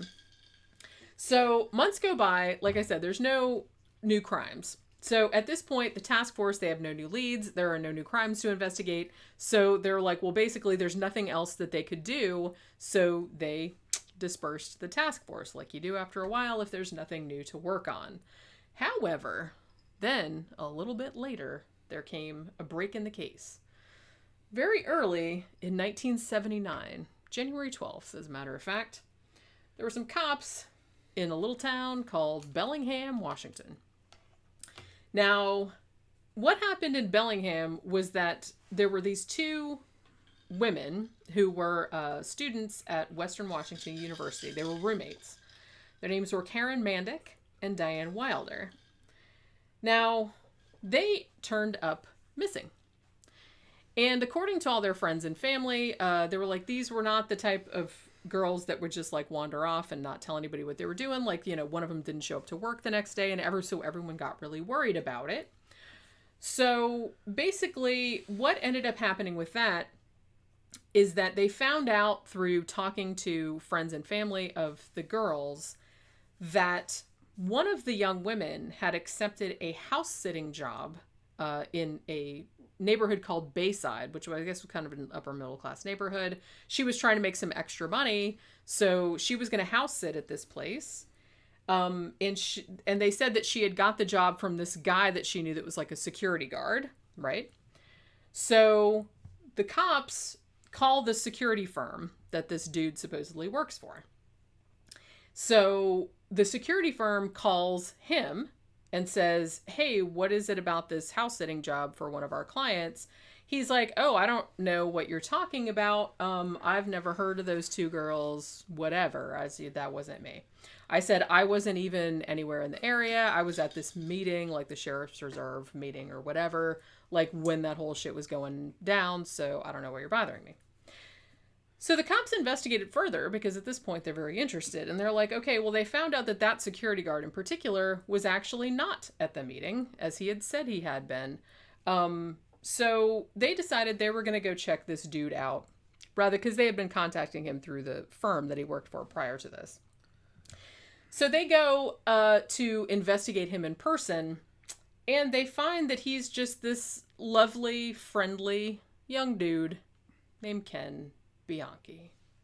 Now, he said that he didn't go to the meeting after all because it was about some shit that he already knew, and he thought it was a waste of time. Now, at this stage, the two girls had not been found, so they were not necessarily operating on the assumption that the two girls had been killed. They were just like, well, maybe they just wandered off. Maybe, shit happens or whatever. So they weren't necessarily coming at it from the foul play angle. But the police chief of Bellingham was kind of like, nah, I'm getting a bad feeling about this. We need to lean hard on this dude and see what the fuck happened, because I think these girls, something bad happened to these girls. I think it's a kidnapping and murder situation. So he goes to the girls' house. Like I said, they were roommates. And they found the girl's cat, who was starving. The cat was still alive, but this cat was obviously really well cared for, so they thought it was strange that the cat hadn't been fed in a couple of days. And while they were in the house, they also found a piece of paper that had the address of the house in Bayside where one of the girls was supposedly had got this house sitting job. So they also found some records of Ken Bianchi's name, in the same paperwork. And they found the address of the place, like I said, where they were going to house it. So another thing that they found very interesting was that Ken Bianchi, he had used the company truck the night that the two girls disappeared on the excuse that he was going to take it to get serviced. But when they went to the service thing that the firm used, they were like, yeah, that dude never showed up here. So again, they were like, very interesting. So basically then he goes to, they go to the house where the girl went to house sit. Now, they didn't find anything in the house in particular, except for a wet footprint. But they didn't know who that belonged to, and it wasn't any big thing. It wasn't any evidence, but they didn't find anything suspicious. Now, another thing they found while they were investigating this particular house was that there was a neighbor who lived next door or across the street or something like that. And that person said to the cops, they said, the security guard told me that I should check on this house every night. Because I guess it was under construction or nobody was home or something like that. They said they should check. They told me I should check on this house every night, except for that night when those girls disappeared, because the security guard told me that they were installing a new alarm system at this house, and maybe I would get in trouble. Somebody would think I was breaking in or something like that. So they told me not to check on it that particular night. So again, police thought that was very suspicious. Now, after that, the cops, they still haven't found the girls at this point. The girls are still missing. So finally they go to the media, and they described the missing women. They described Karen Mandick's car. They gave a description of that as well. And shortly after that was publicized, a woman called in and said, yes, somebody left a car that looks like that, near my house. It was kind of out in a remote area, out in the woods. So the cops go out there, they find the car. Inside the car are the bodies of Karen Mandick and Diane Wilder. Both had been strangled and had had other injuries inflicted upon them as well. Now, at this stage, they're pretty sure that Ken Bianchi is their dude. Now, this is only a day or two after the murder. So they go and pick him up. He seems totally friendly and totally cooperative. And so let's talk about, I kind of want to get into Ken Bianchi's background. I want to talk about Angelo Buono as well, because we haven't really talked about them as people. I was just kind of talking about the case. What about that drink? You want me to give you some more of that? Yeah, that'd be good. Okay. You can refill that. All right. But yeah, so they pick him up and bring him in. Now, interestingly, they couldn't obviously hold him on the murder charge because they didn't have enough evidence. However, when they searched his house, they found a bunch of stolen shit. Because that was one thing that he did when he was... That's why he liked working as a security guard, because he could steal shit from the properties that he was security guarding at. So the fact that they found a bunch of stolen property in his house meant that they could hold him on that while they were investigating him for the murder. So that's what they did. So let's talk about Ken Bianchi. Now, at the time that he was arrested, unlike what the profiler said about him being single or divorced or whatever, he actually did live. He wasn't married, but he lived with his girlfriend, Kelly Boyd, and they had a son who was still a baby at this point. Now, people that they talked to, including the girlfriend, including other people at the security firm, all this other kind of shit, they simply could not believe that Ken Bianchi could be involved in a murder because he seemed so gentle and he seemed so friendly and he didn't seem like he had an evil, angry bone in his body. So everyone just thought this has got to be a mistake, right? So that's kind of what everybody thought. So basically, though, the investigation that they done, and like I said, you know, the cops actually did do a pretty thorough job this time, both in LA and in Bellingham, Washington, where these two crimes took place. They pretty much, every single hair, every single little piece of carpet fiber, everything, they were very, very, very careful about collecting every single minuscule piece of evidence that they could collect. I mean, when they were taking the bodies out of the car where they were found, they put them all in these big, like, huge sheets so that anything that fell onto there, like any kind of fiber or anything, because they got like a bunch of pubic hairs, they got like a bunch of like fabric type of fibers and stuff, and they all like fell in the sheet, and they kept like fucking all of it. And they even found like a bunch of pubic hairs, like I think they found like on the front steps of like the house in Bayside where she had gone to house sit. So they found all that shit. So they also found like the fibers that were like on the carpet, like from the Bayside house. They matched the fibers that were found on the bodies, like Diane Wilder's body that was found in the car. And so basically they had like a lot of forensic evidence in this case. But, you know, it takes a few days to, like, sort that all out because they have to, like, send it to the lab and whatnot. So, as I said, they were keeping Kenny in custody under, you know, theft because he had stolen a bunch of shit from his security guard job. So they were keeping him there, like, while being suspicious that he had something to do with the murders as well. Now, the police chief in Bellingham was no slouch. And he was like, okay, well, here's these two young women that disappeared and then were found strangled. I remember that in LA, there was these 10 women that were found strangled, and looking at Ken Bianchi's driver's license, he's like, this dude used to live in LA too. So, like I said, no slouch. So he calls up LA and he's like, hey, we just arrested this dude up here on suspicion of a double murder, and we're wondering if maybe he has something to do with that shit that you were dealing with down there. So they kind of like got together on that. Now, interestingly, when they looked into Ken Bianchi's background, they found that two of the victims, who, like I said, had lived across the street from each other, Cindy Hudspeth and Christina Weckler, lived on East Garfield Street. They're like, yeah, so did Ken Bianchi used to live on East Garfield Street. And in fact, he was the next door neighbor of Christina Weckler. I let Pookie out too. Oh, okay. So they're like, okay, that's a little weird. And also, one of the other victims, Kimberly Martin, who was a sex worker, one of the last call that she was called on, like she was called from a payphone, the apartment that she was summoned to was on Tamarind Avenue. And even though the apartment that she was called to was found to be a vacant apartment, at that point, Ken Bianchi and his girlfriend lived in that same apartment building. So they're like, okay, well, that cannot be a coincidence. So this dude is for sure like one of the motherfuckers that we're looking for. So then they all started coordinating because they're like, okay, well, we need to like investigate all the shit he was doing in LA and all the shit that we're doing in Bellingham because we're sure that this is one of the Hillside Stranglers.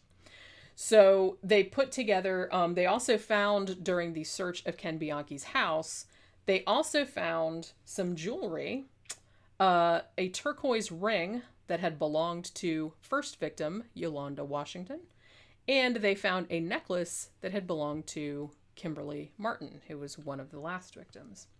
And also all of the pubic hair and shit like that they found at the Bellingham house matched Ken Bianchi as well. So they had him like dead to rights. So like I said, let's kind of talk about his background. Now, Ken Bianchi was originally from Rochester, New York. And like I said, the Alphabet murders, which we did a show about like quite a while ago, that took place in Rochester, which are still unsolved.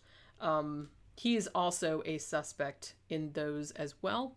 At least 2 of them, because I think Carmen Colon, that's probably more likely that her uncle did that, but I think the other 2 are still like up for grabs.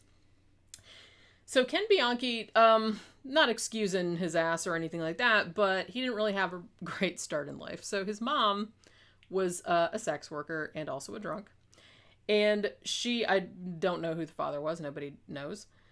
So she had the kid, and then she was like, said to a friend of hers or a neighbor or something, they're like, here, you take care of him, and just like basically gave him away. So when he was 3 months old, he was adopted by Francis Bianchi, and I think his dad's name was Nicholas, who was he worked at like a shoe foundry or something like that. Now, this I found very interesting. I guess like from talking to his parent, or at least his adoptive mom, because his dad died when he was a teenager. His mom pretty much knew that there was something wrong with him from like a pretty young age. They're like, even when he was a little kid, like by the time he started talking, like when he was a toddler, all the kid did was lie. So he was like a pathological liar. And basically he was just kind of like, he was real lazy. He wouldn't like apply himself. Like he seemed his intelligence is actually a little bit above average, but he just would never apply himself to anything. He didn't really seem to give a shit about anything. When he was 5.5, his adoptive mom thought that something was the matter with him because he would go into these weird like trance states. You know what I mean?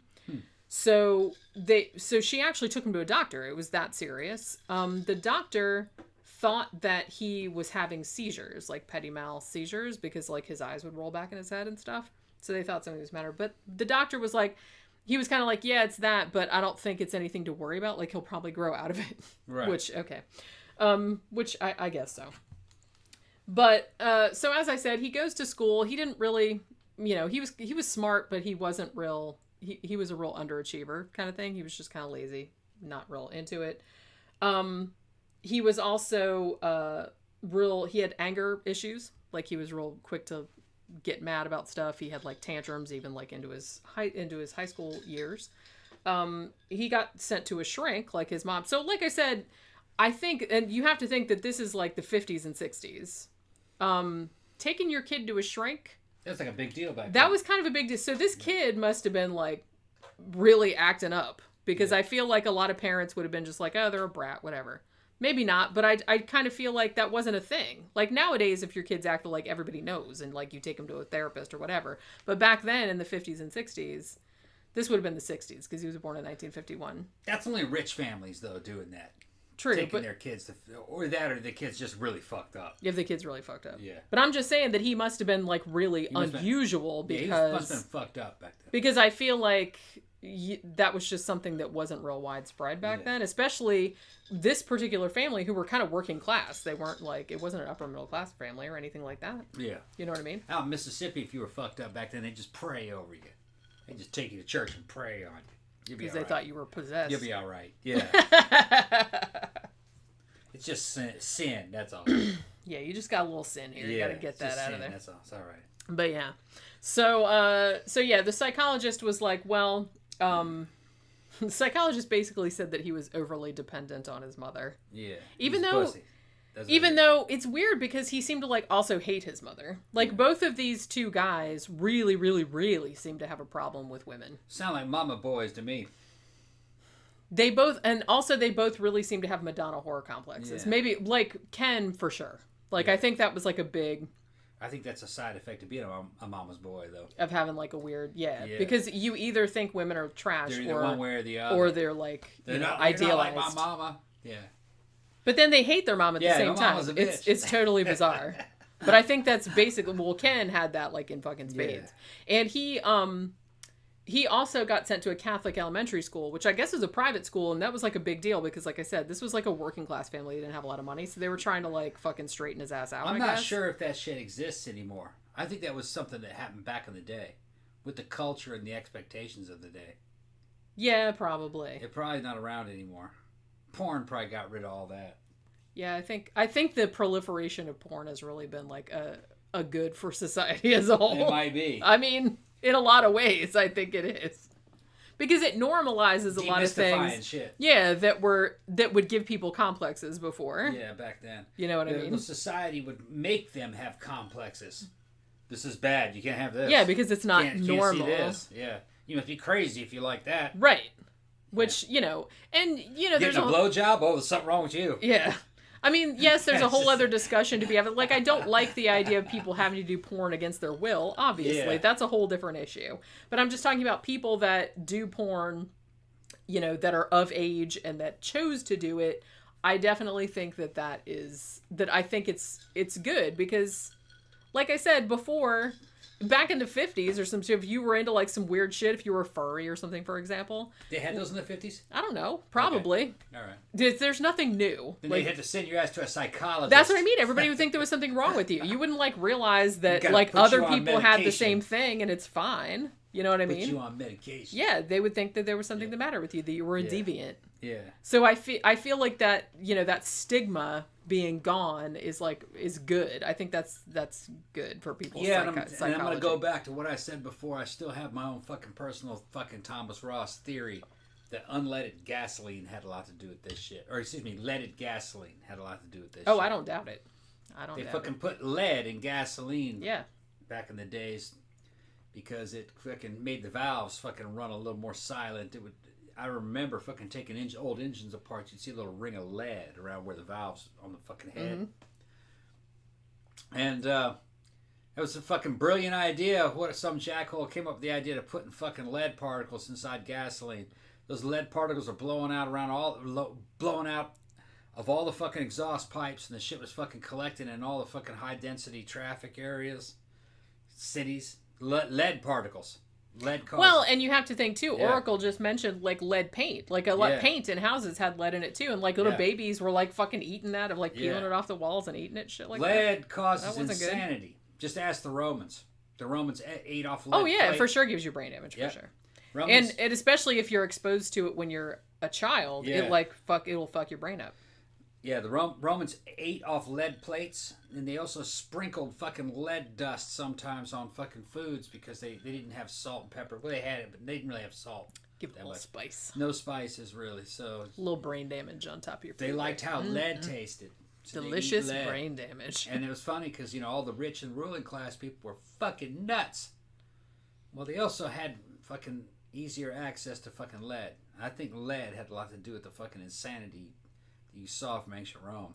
Victor said that on last podcast on the left, they also talked about leaded gasoline making That's good. Crazy. Okay, you tell them motherfuckers are geniuses.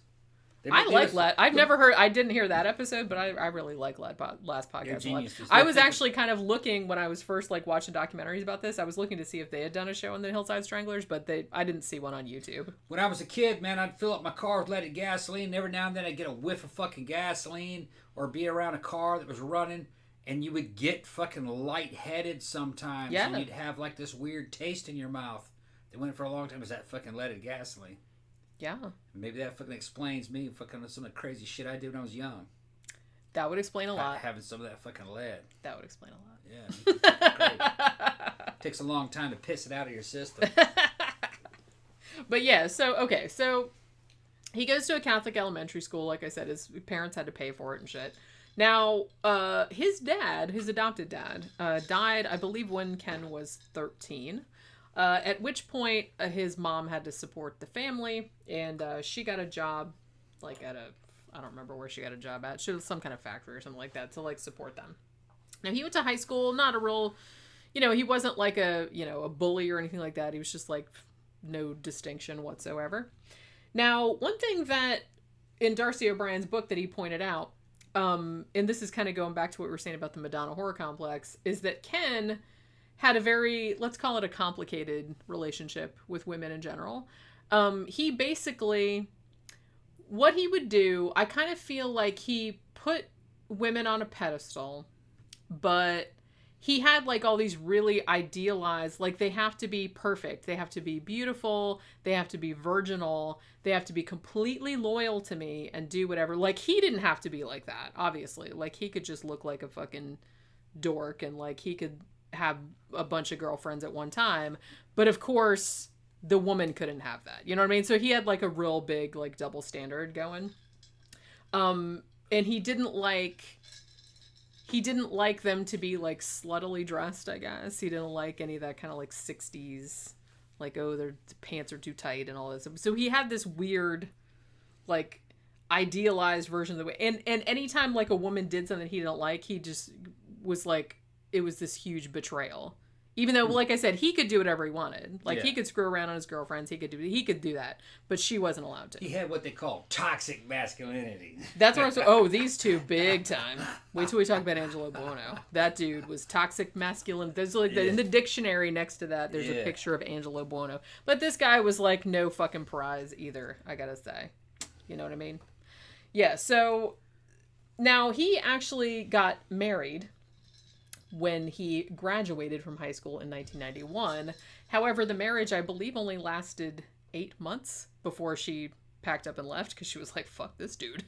Now, according to him, she just left with no reason. I'm like, I doubt that that's true.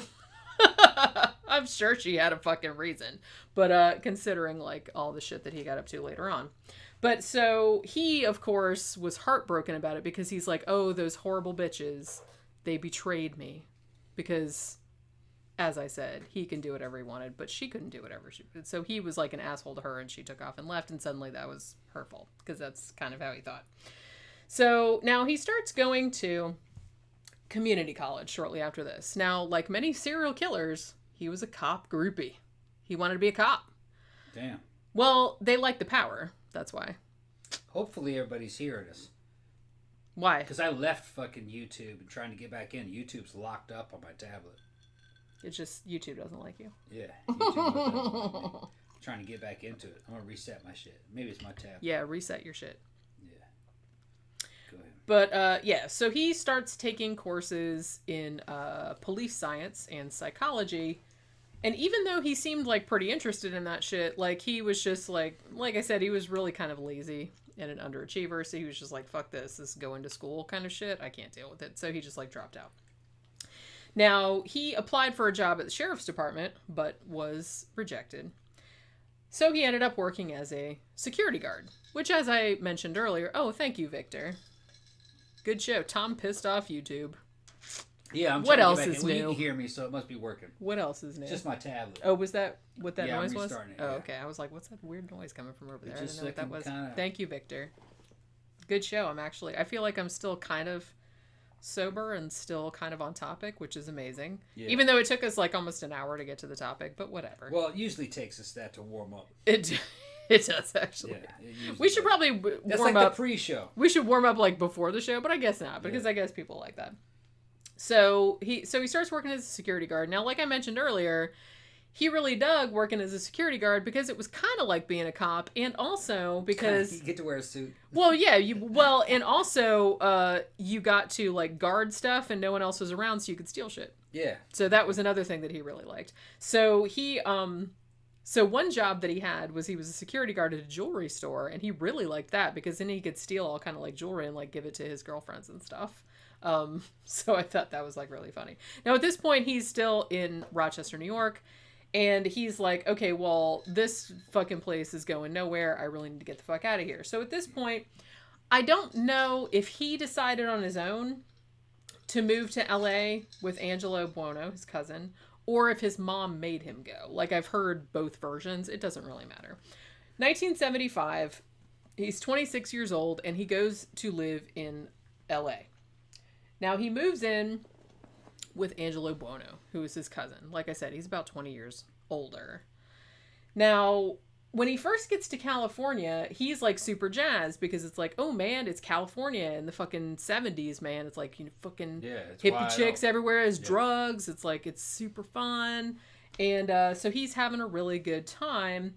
And I mean, honestly, you have to say, too, that you mentioned it earlier, but Angelo Buono, who was older, but he was also he was like he was an Italian-American, and he's like the classic Guido. He for sure, like, thought that he liked to pretend that he was, like, all mobbed up and shit. He had, like, the fucking, dyed black hair. He had, like, the fucking gold chains, like, with the he had all that shit going on, okay? Yeah. It's like he had all that kind of stuff. So, back in the 70s, I guess, that was pretty impressive, especially for somebody like Ken, who, I don't know if I'd call Ken naive, necessarily, but I think that at first, I think that he did kind of idolize Angelo. Yeah. Just because Angelo, as shitty, and we'll get into this a little bit later on, as shitty a person as Angelo was just in every metric possible, for some reason, like, teenage girls seem to fucking love him. Not older women, because older women were like, he had no. But teenage girls that were still kind of naive, I guess, they thought that he was the shit, even though he's ugly as hell, but, like something out of the movies. I guess. Yeah. Because I guess he was, like, kind of confident and cocky and shit, and they thought that shit. They thought that meant that he was, like, cool, even though he was, like I said, he's the fucking worst. Yeah, like something out of the movie sometime. I guess. Yeah. Yeah, he was like a fucking mobster or whatever. No, Angelo's close. Tony's even more. That's even more mobster. Tony and Angelo. Yeah. These are easy. I've been thinking about all the fucking. Tony. So Ken comes out there. He moves in with Angelo. They start hanging out together. Now, as I said, Ken was a police groupie. So he tries, at first, he applies for the LAPD. They didn't have any jobs available. So then he applies at the Glendale Police Department, but his interview didn't go so well. I've actually heard some audio. They still had audio of his job interview at the Glendale Police Department. Weird. And the guy that interviewed him said, it's like he didn't come off as like a dick or anything like that. They're like, he just came across as very shallow. Like, he didn't really mean anything that he said. Yeah. Like, he's very surface level. He was LARPing. And and it's really interesting because one of the girls that he ended up killing later on, who was like his neighbor, she, I guess he had maybe asked her out or something and she turned him down or whatever because she thought he was creepy. But she wrote in her book that she thought he was like, quote unquote, a used car salesman. Right. And that's what a lot of people said, that he came across as very phony.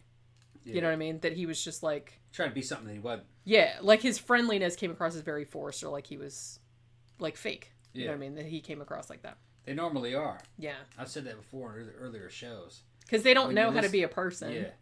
You listen to them. They have the same delivery as a pathological liar. Yeah. If you ever run across a pathological liar.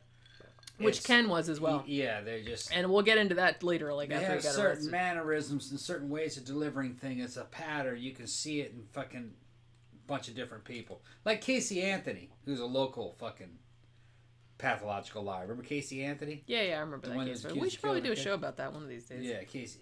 If you ever see any recordings of her let me write that down because I might forget. Yeah. She's from around here. Yeah. Last I heard, Casey Anthony is working as a somebody you can cuddle with. That was she's working off a Craigslist. Oh, like a cuddle buddy. Like a cuddle buddy, yeah. Which that's probably euphemism for dick sucker, but that's what she's doing. I always wondered how much that cuddle buddy thing would pay. How much would people pay just to be cuddled? Like a cuddle buddy. Although I do feel like that's kind of like a workaround for a sex worker. You what? I'm just cuddling people. Yeah. They're paying me for the cuddling. If we have sex later, that's not anything to do with it. See, it's a loophole. Somehow or another, it's a loophole. This was like after. Remember, she got acquitted, and she came up in a conversation of something that I was reading online, and somebody posted a link and says, "I think this is her," and it went to a Craigslist ad that was around here, like Tavares or some shit like that. Oh yeah, that's not far from here. Yeah, like Tavares, and it was like some cuddle buddy shit. You looked at the photograph and they go like, "That does look like Casey Anthony." Yeah. Bee's Nest said, "I'll cuddle her buddies." Yeah. That bitch killed her kid, man. Probably. You want to touch that girl? I mean, we should. Like I said, it's been a long time since I read about that case, but we probably should talk about that at some point. That kid was found in her trunk. Yeah. If I remember correctly, wasn't it? Yeah. Yeah. Yeah, if that's the right case. Yeah, so I don't know how you get out of that. I've read so many cases, I get like. I don't know how you get out of that. If they found a dead kid in my trunk, I'd be going to fucking prison. Well, that's kind of the case of pretty much anybody. Yeah. So you don't want a dead kid in your trunk. Yeah. So I don't understand how she got out of that one. Said her dad did it.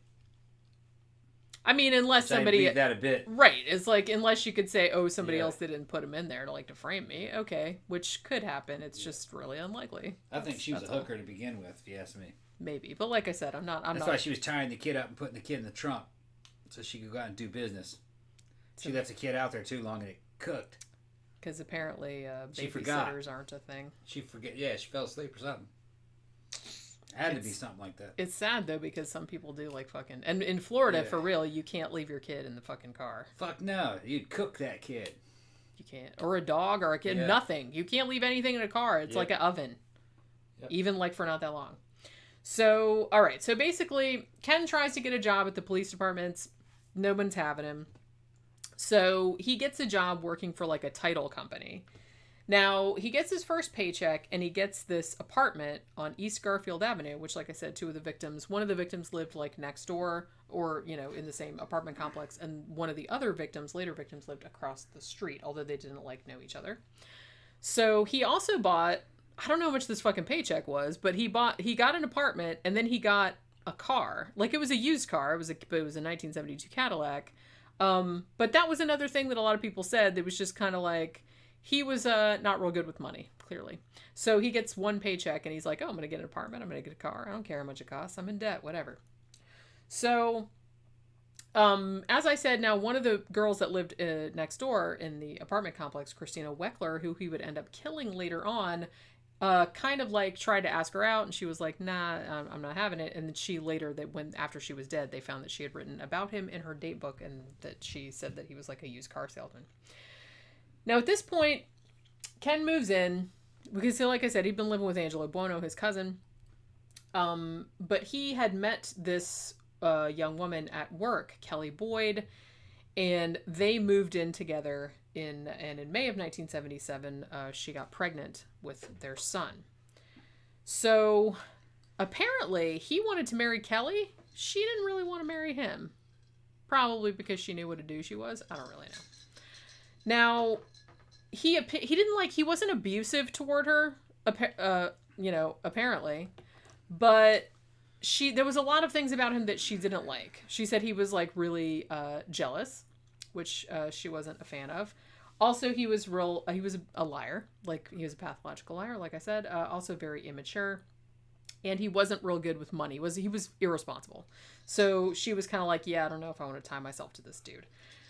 So he actually ended up getting fired because they found some pot in his desk, which again, dumb. Don't take your pot to work. Come on. You know better than that. Maybe it was planted. I bet it wasn't. I mean, how much would somebody want to fuck you up to do that? I'm not saying it's impossible. I'm just saying I'm very, very skeptical. That's what I would have said. It was planted. I didn't do that. Yeah, but that's what they all say. That's why the joke is, it's a joke at this point. If cops find drugs on you, it's not mine. Even if it's in your pockets. These aren't my pants. Yeah. It's funny to them because everybody fucking says that. Because what else are you going to say? They find the drugs on you. What else can you say? Yeah. If you're not going to admit it, it's not mine. Somebody must have put it in my pocket while I wasn't looking. So yeah, somebody put some pot in his desk while he wasn't looking. But yeah, he got fired.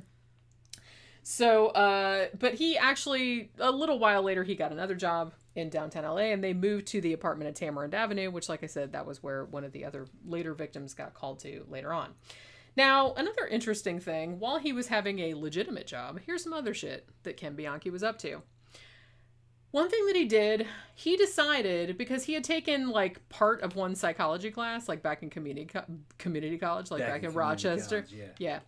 So I don't think he finished the fucking year. Maybe he didn't even finish the semester. I don't know.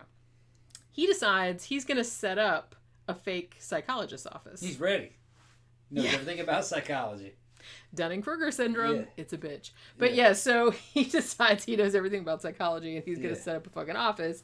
So he sent off, like, he got a fake degree. Like, I don't know if he printed it or if he bought it from somewhere or whatever. So he got, like, a fake degree and, like, a bunch of credits. So he put them, like, in frames and shit. And then he rented this office space from, like, a legit psychologist and, like, set up a fucking psychologist's office. And, like, had some patients. Like, I don't think he had that many. But people, like, came to him and he pretended to be a psychologist. Well, Scientologists kind of do the same thing. Well, they do, yeah. But look how that goes. Yeah. So, just saying. But yeah, and so this guy's a serial killer. So Although what does that tell you? I kind of doubt certain aspects of psychology too. I don't think it's a science. I think it's more of a philosophy or an art form. I saw there some is a certain amount of. I'm not saying, but like, there is a certain amount of interpretation involved. Yeah. Sure. I think there's a little bit of flim flam with that. And, it's not just me saying that. Psychiatrists say that. I remember when psychiatrists would fucking just laugh at psychologists. It took time for psychology to be accepted. Well, it's not a hard science, for sure. It's not a hard science, no. I mean, psychiatry is more like studying, like, the hardwiring of the brain, like how the brain works and stuff like that. Yeah, they would fucking laugh at psychologists. Psychology is accepted because it's taught in universities. That's why. Well, like I said, it does have some. Not saying much. Well, yeah, but it does have some. I mean, some points of it do. It does have some merit, and some people do benefit from therapy. But it is it's a soft science. That's what they would call it. I'm gonna say it's more like a religion or a philosophy. There's shit you can't prove. You can't prove what's happening, what a person's thinking. There's a lot of patterns to behavior, but that's not really a science. I understand what you're talking about, though. Yeah. I understand what you're talking about. I think maybe it can help you in general to guide you along to be able to say, if you're this person is one of these kinds of personalities. And like I said, a lot of people benefit from it. I think that a lot of people benefit from therapy. Yeah. Mostly because it's nice that they have somebody, because somebody just mentioned in the comments that it's nice to have somebody to, like, listen to you without, like, judging or without, and it's like actually listening and helping you out, which a lot of people don't have in their daily life. But a preacher does the same thing, or a priest does the same thing. Yeah, but the whole priest thing, that's some judgment is attached to that. Well, so I think the thing about psychology is that you're having somebody listen to your problems without coming out and saying, "Oh, you're a sinner," or "Are you this and that?" There's no, like, judgment attached to it. You know what I'm saying? I don't think the fucking priests are like that either. I think they have trainings in psychology. A lot of them. Well, some of them do. It depends on the denomination. Depends on the denomination. I'm suspect of all that shit. You know what I mean? Because it's like you said, it's not a hard science. It's not a hard science. It's like history. Victor said you can call a sex line. They'll listen to you. It's just like history. It's cheaper, probably. History is an art form. It's not a hard science either. It's telling stories. You can take different periods in history and then kind of, reboot them with different narratives to tell a totally different story than what another history would say. You know what I'm talking about? Well, it's people that weren't there. It's really hard to... Well, and I think what a lot of historians try to do then is that they try to read a lot of different sources from that time period and try to, like, eke out, like, what actually probably was most likely to have happened. Yeah. Because, like I said, until you can invent a time machine and go back and actually see what happened, you don't really know. So the only thing you can do is read a bunch of people's perspectives on what happened and then try to figure out. But you can give a person to go in there with using some certain kinds of critical theory and then come about and reinterpret that history to mean something that it does not mean. I've seen them do it. You know what I mean? You know what I'm talking about? Yeah, I do. Yeah, you can put a spin on history. Yeah, I know. To give knows that. What any narrative you want. I mean, that was even going back into ancient times in Roman history, like Suetonius and the other Roman writers. They were spinning the history of their time. Didn't necessarily mean that it happened that way. That's just the way that they want you to believe that it went down, and it's usually for political reasons. But like I said, humans are not any different now than they were back then. Yeah, they're exactly the same. Same shit happens. Yeah. So, like I said, I kind of put... good historians know that, which is why they usually will try to read a lot of different sources and then try to puzzle out what happened from that, rather than just going by one dude's, say-so. That's why I like to say things like psychology.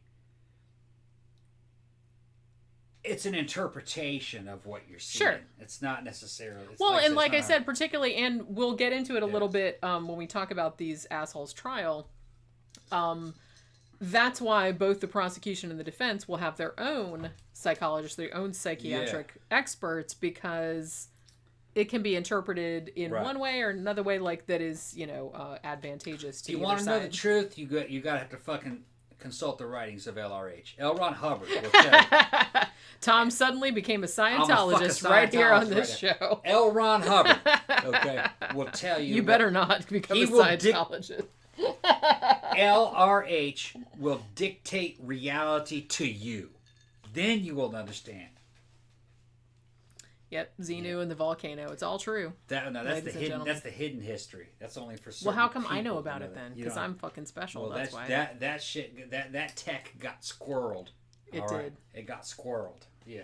They have their own whole lingo. Yeah. Isn't that sad? Tech was squirreled. And like I said, I worked for them for so long, and like I've subsequently read so much about them that I know all their fucking lingo. You must learn the art of postulation. You must be able to postulate. I'm such a suppressive person. Give me the fucking clay figurines. We're gonna fucking play with Play-Doh. Right? Yeah. We're gonna rehearse the conversation. That was like the first thing that I was just kind of like, I'm sitting in this workplace. I'm like, is this a mental hospital? Like, what the fuck is going on right now? And like, I even asked somebody later, I'm like, what the fuck was that all about? Is this kindergarten now? Did I not know like where I'm working or something? Because I'm an asshole like that. And they're like, no, we're posh. We have to like make clay figures. This is a representation of this person that I have a problem with. And I'm like, yeah. Do you not have an imagination? It's part of our communication training. We will learn how to communicate. Yeah. That's what I have to say about that. We must take the communication course. In case, if you're listening to the audio thing, I'm making the jack off motion. They once tried to recruit me. I didn't even know what it was. It was when I was in Boston. I was walking down Newberry Street, fucking right near Tower Records, and some fucking pretty girl walked up and says, "Would you like to come in for a personality test?" And he goes, "No, I don't need a personality test." You don't need a personality? I said, "No, I know how I am."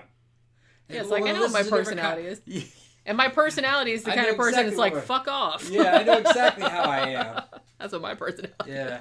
The fuck out of my face. I don't want anything to do with this. Yeah. And then fucking, she was asking me more and more about myself, and she realized I had just come out of the Army, and I told her, I said, yeah, I just came out of the Army. She goes, oh yeah, the founder of our institute was ex-Navy, so he was the best person ever. So he was kind of like what you're talking about. Kind of like that. Kind of like what you're talking about. And it was like, yeah. He was like a pretend military person. He was. So it's kind of the same. Kind of the same. Yeah. Hilarious. Oh my god, we could talk about fucking Scientology all day. It's one of my favorite subjects, just because I fucking hate them so much. I'd like to. We got to do another show on Scientology. We should probably do another show about. So you know what I mean? Because there's always like new shit to talk about. We never talked about the occult nature of Scientology, where it comes from, and how it's. We talked about it a little bit on the Aleister Crowley show. Yeah.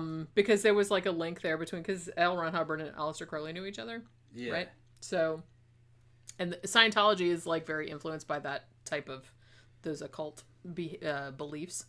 So we did talk about a little bit on that, but I don't know. Maybe we should do like a whole fucking show on that. There's certain things about Scientology. Okay, first of all, before I go on to this, I'm fucked up. All right. Yeah, obviously. L. Ron Hubbard actually was actually a pretty cool guy. All of the original cultists liked him. He was good to them.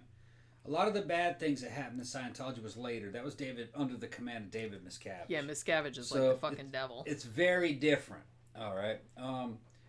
From the occult aspect, and L. Ron Hubbard was really trying to figure out the occult and mind powers, and how basically he was trying to make Jedi. That's what they're talking about. Which I wish. That's what they're talking about. But I don't think that's gonna. I think it was a decent attempt, but. I mean, he's starting from zero. He's not working with much. I mean, I wish I could blow people's heads up from far away, but believe me, I've tried. It doesn't work. Trying to evoke mental powers from people, precognition, psychic abilities, telekinesis. There's something to it, having been involved in poltergeist stuff. Fucking drunk. Portuguese poltergeist. Yeah, having seen poltergeist. And having dreamt true and had out-of-body experiences, like near-death experiences and stuff, there's something to it. It's just that I'm not convinced his method actually works. No. No. But I don't know everything about the methods. But if it did work, there should be a bunch of fucking Jedi running around. And Scientology doesn't have any Jedi. They have Tom Cruise, but I ain't gonna call Tom Cruise a Jedi. Not until I can see him move something with his mind. Although he would love it if you did. Yeah. Although I do respect Tom Cruise. I'm a Jedi for real. Although I do respect Tom Cruise.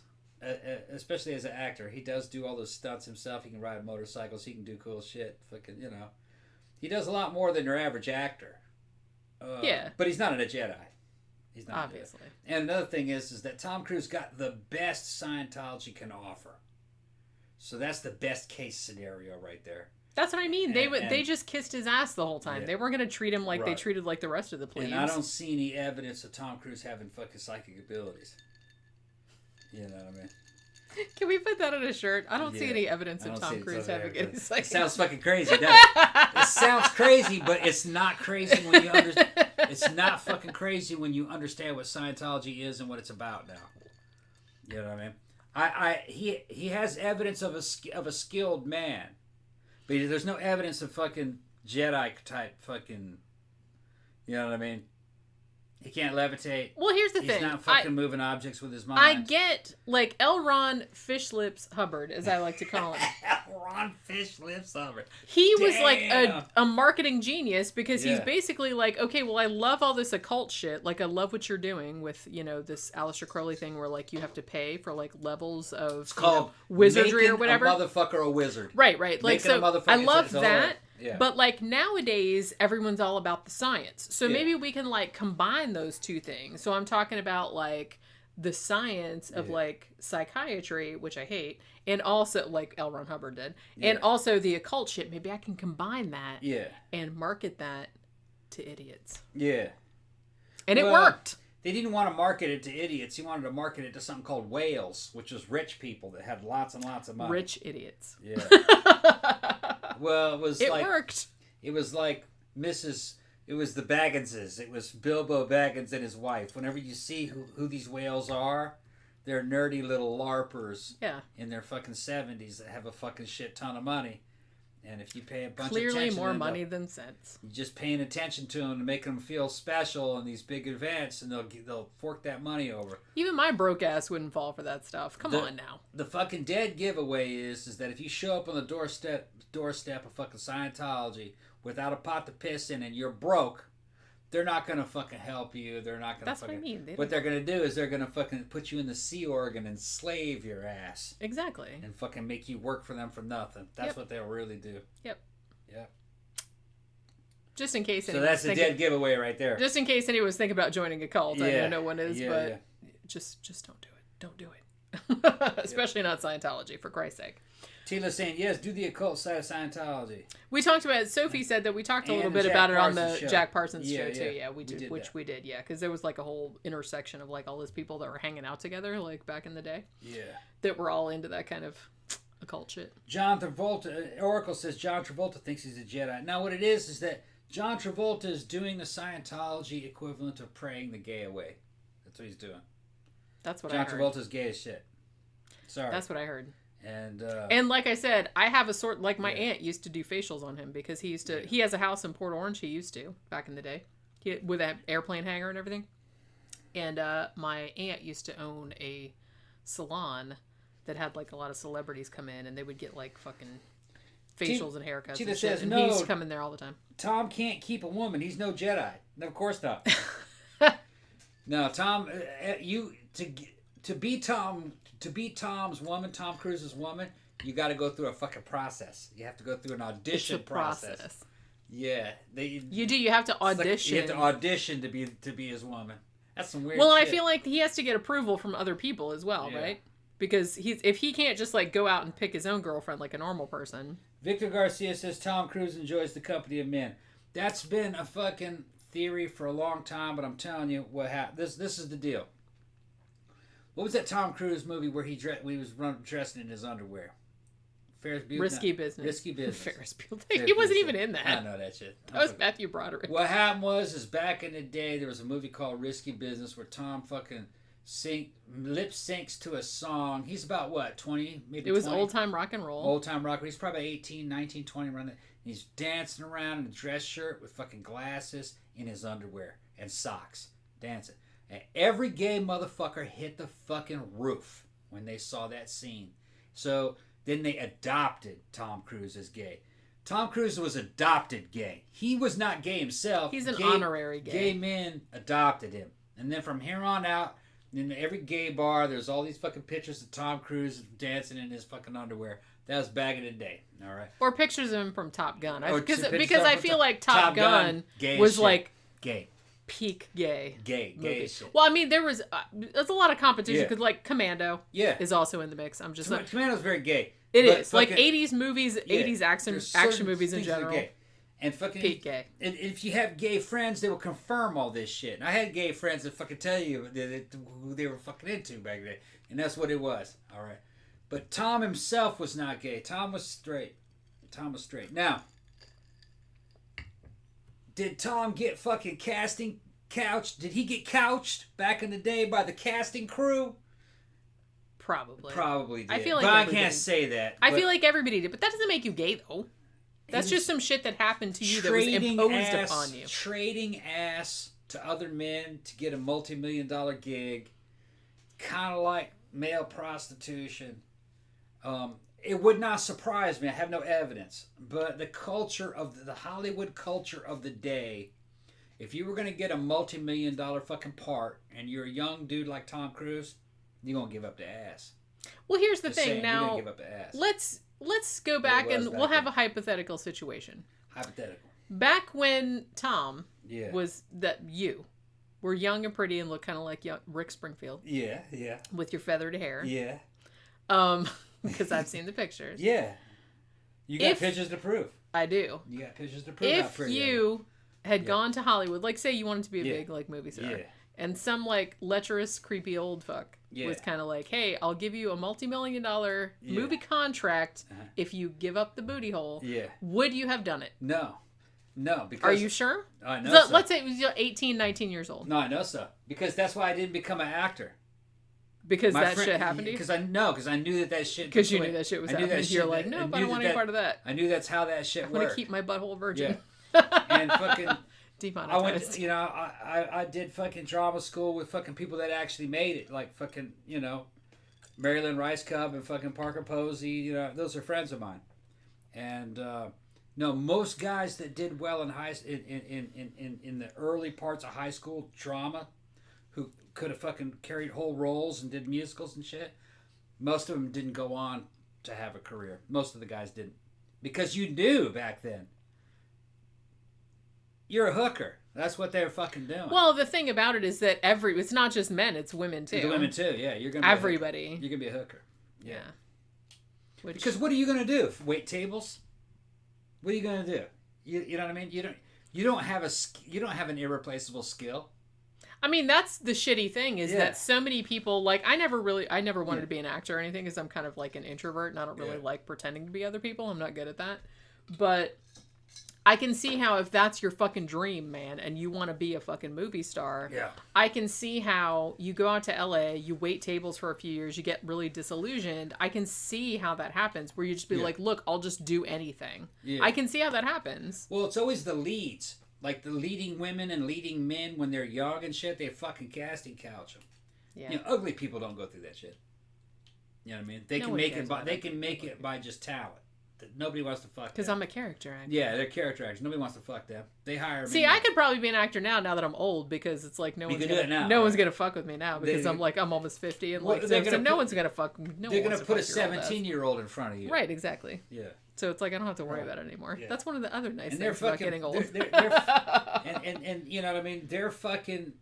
Back in those days, they didn't have any fucking limits. All the fucking child stars and shit. What's his name? Corey Feldman and everything came up with all that shit. That's all true. Well, look at damn Drew Barrymore, man. Yeah. She was like all fucking partying when she was fucking 12 or something. Even before that. Maybe before that even. Who was the girl that did fucking Tatum O'Neal? Tatum O'Neal, yeah. Well, she was kind of a wild child. I mean, yeah, she did sex parties at 11, I think. They're fucking nuts. It was a different time back then. And it would not surprise me if, you had fucking who's that fucking Natalie Portman and shit, all that shit, because she showed up in the fucking The Professional and everything. It would not surprise me if fucking they ran through that girl too. I mean, they're bad. They're bad. Well, because they know that they have something that other people want and will do pretty much anything to get it. So anytime you have, it's not just acting, it's not anything. It's like anytime you have a situation like that. And it's like dealing with the mafia. You're going to get that type of abusive behavior because that's just how, because like, people are the worst. It's like dealing with the mafia. People are the worst. And even the fucking parents and shit of these kids knew the deal. Because the parents don't have a pot to piss in. Well, they're like, hey, this kid could be a millionaire. Yeah. We could be millionaires, kid. Go ahead and go fucking let him stick a dick in it. Yeah, it's all right. It'll be over in a little while. Yeah, right, yeah. Not like it'll cause you, lasting trauma or anything. No, as soon as high school was over, I was like, fuck acting. I joined the army. I didn't want to fucking pretend to have adventures. I wanted to fucking have them. You know what I mean? The war kicked off. I went right to it. Yeah, I gotcha. They make movies about motherfuckers like me. See? I feel like in 20 years, people are going to make your biopic. Tom, the movie. I ain't gonna tell a full story until I'm almost on my deathbed. Really? Yeah, I'll tell the full story. Wait, do I know the full story? Or is it you know like the full story. Well, I was gonna say. So I didn't know if there was other shit you were like keeping from me. Right? Okay, so it's not that bad. I'm sorry. Yeah, Sophie says it's predatory gatekeeper behavior. Yeah. It was predatory gatekeeper behavior. Yep. Sandra said, man, I was sexually harassed for the first time in my life last week, and I'm Jenny's age. Never too old for that. No, it still happens. It still happens. Nowadays. Like I said, not so much nowadays because I don't work anymore or I don't like go out of the house that much anymore. But for sure, a couple years ago when I was working, that happened as well. Yeah. Yeah, they could talk about Tom Cruise being an honorary bottom and shit. Yeah, fucking... I don't think Tom Cruise is gay. I don't know if anybody got to him, but they might have got to him. And the reason when I said they might have got to him is because when you go to Scientology, they make you confess all your sins and they record all that shit. Yeah, because they have dirt on you later on. Some blackmail material. You confess all your sins on a damn primitive lie detector machine. And then they record all that shit, so later on, if you betray the church, they release all that information. So... the reason why he hasn't left the church, possibly, is because maybe he told them some shit that they don't want out, that he doesn't want out. Although I feel like nowadays, nowadays. Unless you were a pedophile, I feel like, Tom Cruise is gay, everybody's like, yeah, and? I don't think anyone would care. I don't think he's gay. Same with it. Well, no, I'm just saying that for an example. And honestly, John Travolta, if that's the only dirt they have on him, if they came out and said John Travolta's gay, everyone's like, yeah, obviously. I don't think anyone would care. John Travolta. It's not like back in the old days when that was like a big stigma. It's like now everyone's like, yeah, and who cares? Like I said, unless you're like a pedophile or a serial killer or something like that, I can't really think of that much that would make everybody just like turn against you. Travolta's gay. He's gay, like I said, I know from a family member that. Yeah. I mean, she thought that he was. And she knew him. So. Even some pretty spiteful people who are involved in the fucking Church of Scientology, they say that that Tom Cruise is not gay. Tom Cruise is he's straight. Yeah, I don't think he is. He's straight. But Travolta, yeah, for sure. Yeah, right. But like I said, I don't want to out people if they don't want to come out. But I'm just saying that like nowadays, that's not like the stigma that it used to be, like by a long stretch. I just can't wait till Zuckerberg comes out. That motherfucker. No one will care about that either. Zuck, come out of the closet, bro. Like I said, no one will care. Why are you denying your fucking? That's not something that people care about anymore. I know. Like I said, I can't really think of anything that would make people. Like I said, unless you're a pedophile. Like if you're a pedophile, that everyone will like get mad. Sure. Zach's in the crowd. Hey Zach, man, tell me, man, is Mark Zuckerberg gay? If you think he's gay, go put it in the comment. I'm sure Zach is probably not thought about that. Go, yeah, he's gay. Like all the gay men are getting together at the gay man meeting and like talking about who's gay and who's not. Yeah.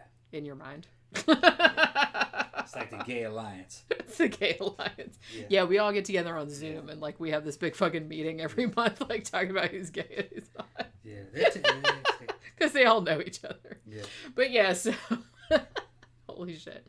All right, so where was I? Okay, so Ken Bianchi, like I said, was faking being a psychologist. He had an office and everything, and he had like a fake degree.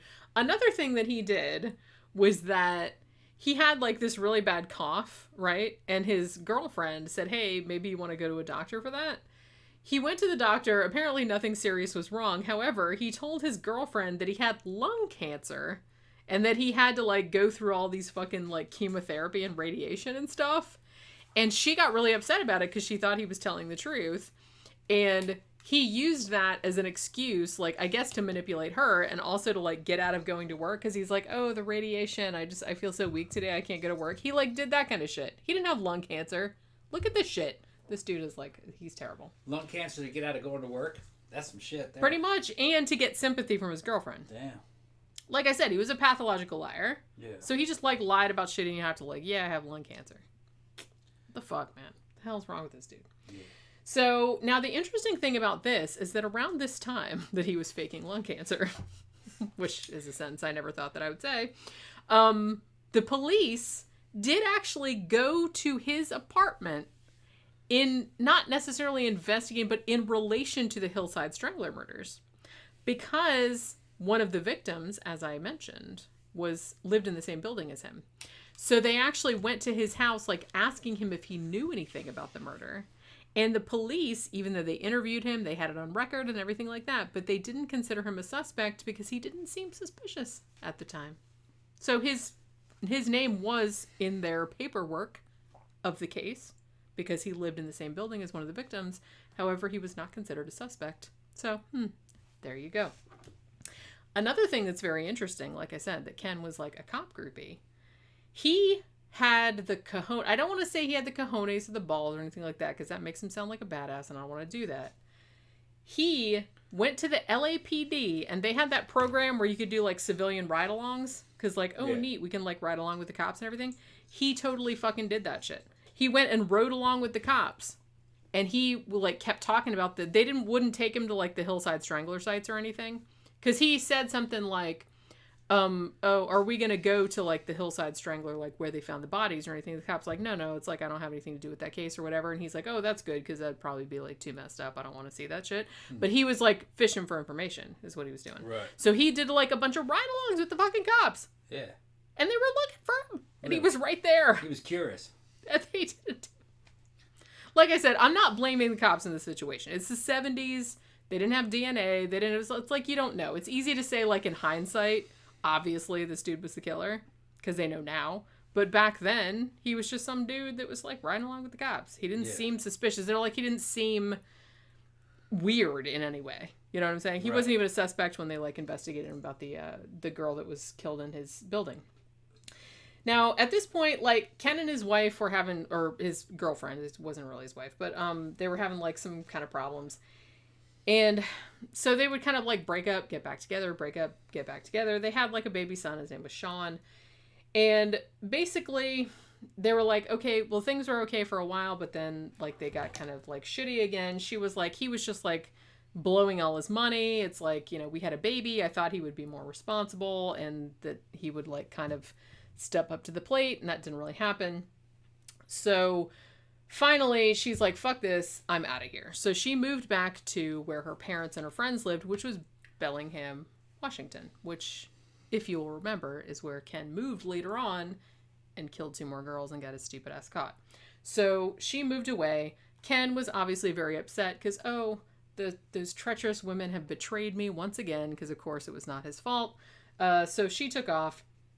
Now, basically, so she goes there and he like kept writing to her, and finally she was like, okay, fucker, just fine, we'll get back together, but you have to move up here because I'm not moving back to LA because I don't like that place.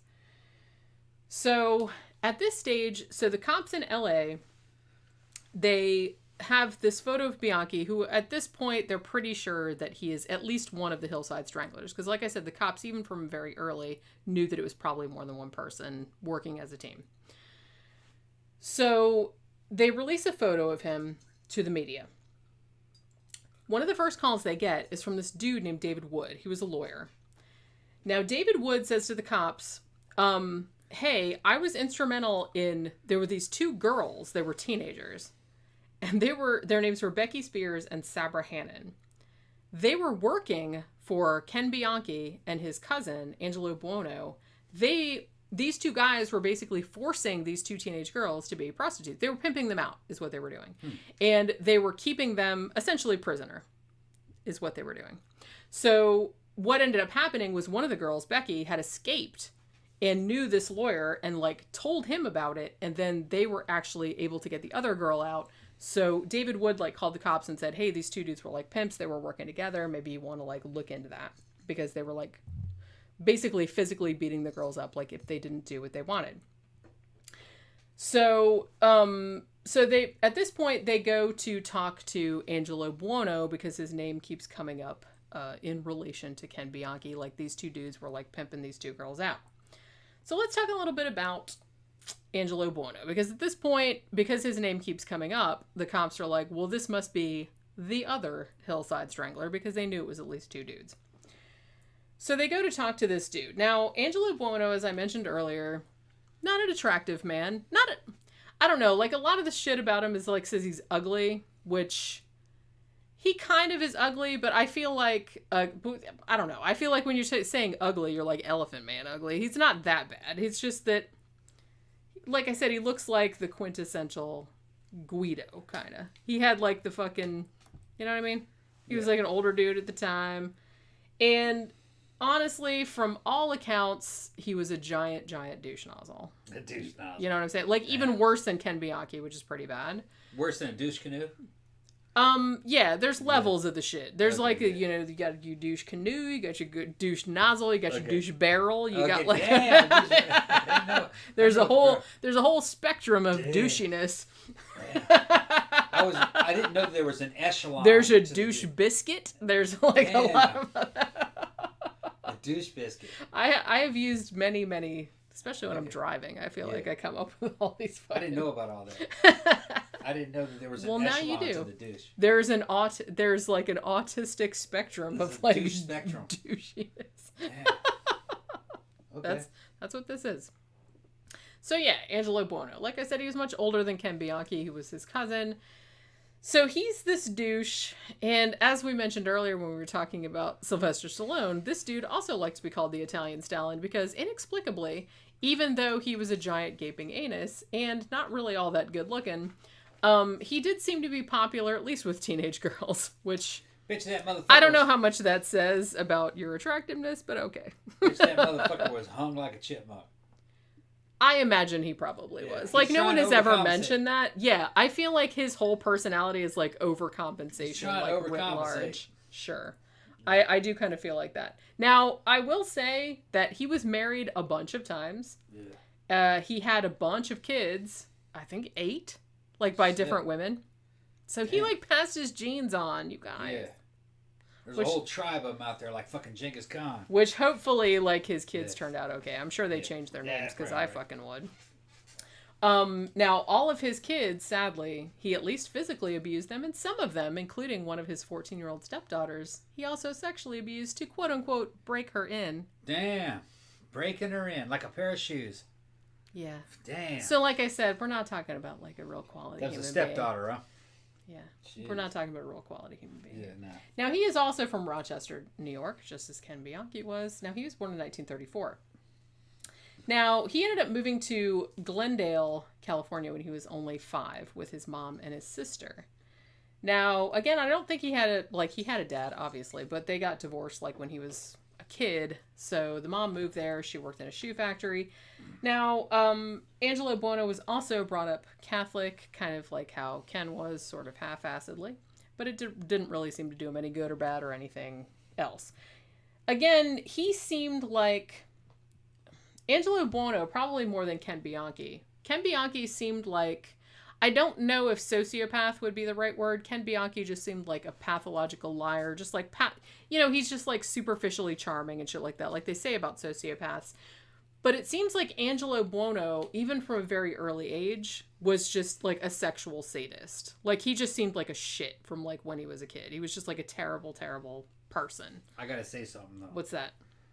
Again, Ezio said that Steven Seagal is a fascinating heterosexual. I just had to quote that dude. Yeah, Seagal is a fascinating heterosexual. He sure is.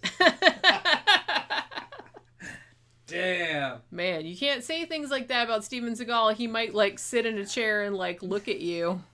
I just want to say... like, squint at you, kind of. And then, like, he'll kind of threaten you, but he's not going to be able to get up because he's too fat. I just want to say there's many men in this world, but none of them are like me. I'm going to have an entire swimming pool filled with my energy drink. It's an Asian experience. Yeah. Get some Asian experience. Asian women in my swimming pool. I'll drink it all. Imagine that, motherfucker.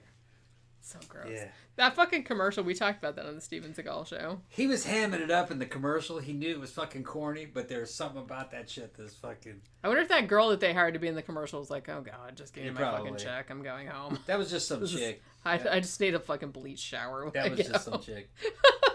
She's like, yeah, baby, I'll be in there in a minute. Don't rush. Yeah. I'll be over here. The Asian experience. Let me have a drink of that. Actually, I had a guy who still had a can of Asian experience.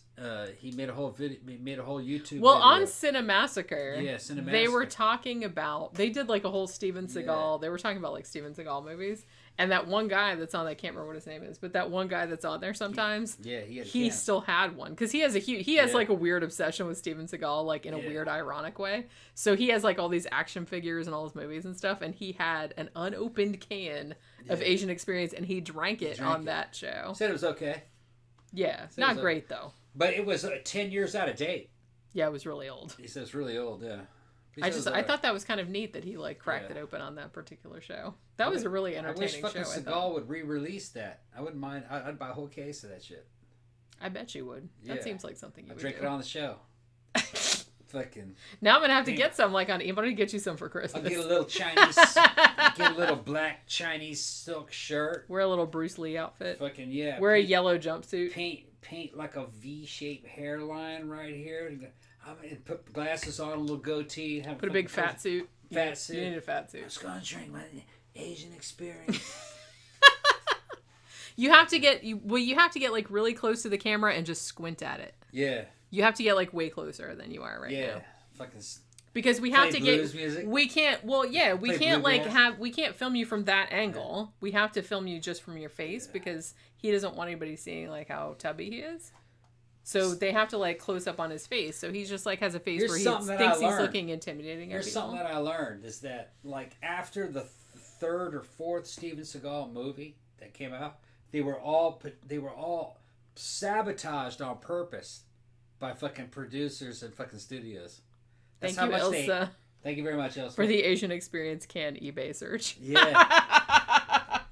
I didn't know this. We're getting off topic, but that's part of the show. Steven Seagal's movies were fucking sabotaged by Hollywood people. That's how much they hated that dude. That's why they were so bad. Is that his story and he's sticking to it? No, other people. No, people that were in the production said that they went out of their way to sabotage those movies in edit and to do all kinds of shit to make them as shitty as possible. I could see because I would do that. They were trying to drive him out of Hollywood just to be funny. They fucking couldn't stand him. They were trying to drive him out of Hollywood. Like I said, he does seem like a giant fucking. They couldn't stand him. They couldn't stand him. So I would totally do that. If I was editing one of his movies and he was like being Steven Seagal, I'd be like, wait till you see this movie, motherfucker. Yeah, one of the directors that was doing one of his movies fucking would like fucking cut out entire fucking scenes that they did shoot, but he just cut them out to make the movie not have any continuity. So everyone's like, what the fuck am I watching? We're going to cut this one out and this one out, and the movie won't make any sense. They were doing this shit on purpose. Victor said we should make a new t-shirt that says we're getting off topic. Yeah, that's true. I'm going to go to the restroom. Hold on one second. Okay, well, I'm going to go after you, but I'm going to like see because I'm getting to that point. Also, both of our drinks are You think you're going to make me sit there and fucking at the con and fly the fucking Enterprise? Yeah. What, you can't do it? You can do it. All right, so like I said, Angelo Buono... giant fucking dick smack. So he's basically like, he was, I guess what they would nowadays call a sex addict, or he thought he was anyway. He basically straight up hated women. Whereas Ken Bianchi had more of like a Madonna whore thing where it's like sometimes he'd quote unquote put pussy on the pedestal, and other times like then he would like denigrate women that didn't live up to his unrealistic standards. Angelo Buono, it seemed like just hated women just all around, like for no reason particularly, I guess. Reportedly, he would call his mom a whore and a cunt to her face. But much like Ken Bianchi, was also kind of like had a weird like codependent relationship with her. This is like very strange to me. It's like I don't really understand like the whole, because I'm not a dude, and I don't understand like the whole weird like dude mom dynamic. It just seems very Norman Bates, but that does seem to be what was going on in these two dudes' cases. It just manifested itself in slightly different ways. So basically, like, so he was like really like emotionally dependent on his mom, but also hated her. And I guess that kind of explains, but he hated her because he was emotionally dependent on her. I'm guessing that's how that shook out. So his mom died in 1978. Now, even when Angelo was a teenager, like I'm talking like 13, 14 years old, he would, I don't know if this is true or not, but he did actually tell like his friends in school and stuff like that, oh yeah, I totally like raped these girls. Like, so he like told other people that, and he was like proud of it. Like I said, I don't know if that really happened or not, but he did tell other people that he was like raping girls when he was 14.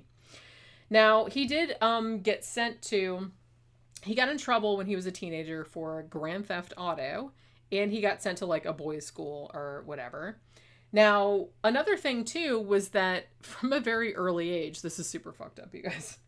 From a very early age, one of his big heroes, and he admitted this, like, outright when he was a kid, was this dude named Carol Chessman, who was a serial rapist. So that was, like, his hero, because he thought that he really liked the way Carol Chessman, a serial rapist, just kind of like took whatever he wanted whenever he wanted it, and like that was his hero. So, you know, this is the kind of kid that we're talking about. Carol Chessman, in case you didn't know, what he would do was that he would go up to sort of like the Zodiac in a little bit. He would go up to cars where like, you know, people were making out like in their cars, and he would draw a gun on him, and then he would pretend to be a cop, and he would then show them a gun and then take the girl into his own car and rape the girl. That was like his MO. And Angelo Buono just thought that was the shit. He thought that was the coolest thing ever. And fun fact, that was where Angelo Buono got the idea of pretending to be a cop, which they did on many of their later escapades as the Hillside Stranglers. So Angelo, he got a girl pregnant in high school in 1955. He married her, but left her less than a week later. So she had the baby in 1956. His name was Michael. Obviously, this should come as no surprise, but Angelo wouldn't give her any child support or anything like that. And also, when the kid was born, he was in jail again for car theft. So he had another son in 1956. He married the mom in 1957. And they had a bunch of kids together. Like he had, there was one named Peter in 1957, Danny 1958, Lewis in 1916, Grace in 1960. So this guy has like a lot of kids. Now, Mary, the wife, she finally filed for divorce in 1964. She's basically like, this dude is just like a fucking nightmare. He fucking raped her, you know, repeatedly, called her a cunt like pretty much every day. It was just like, he would beat her up and make the kids watch, all this other kind of shit. So it was terrible. He didn't have to pay any child support. Mary took off, but she had to go on welfare because she had a bunch of kids and he wouldn't help her. So, you know. She actually, I guess because she was in terrible, like, financial straits, she actually did consider, like, getting back together with him for a time. But I guess when she went to talk to him, he handcuffed her, put a gun in her stomach, and threatened to shoot her. So she was like, yeah, never mind. And then she took off and never spoke to him again, thankfully. So then he starts, this is 1965.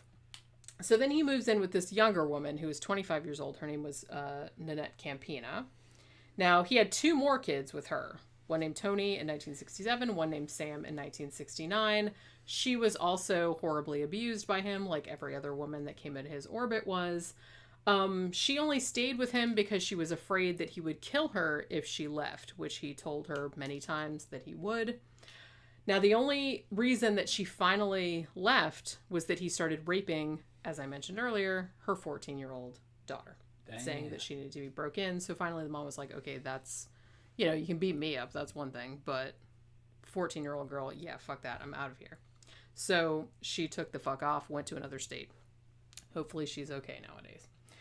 Now, he married another girl in 1972, but for some reason, I don't know why he married her exactly, because, like, they never lived together, they never did, you know what I mean? So they just lived separately, I don't know.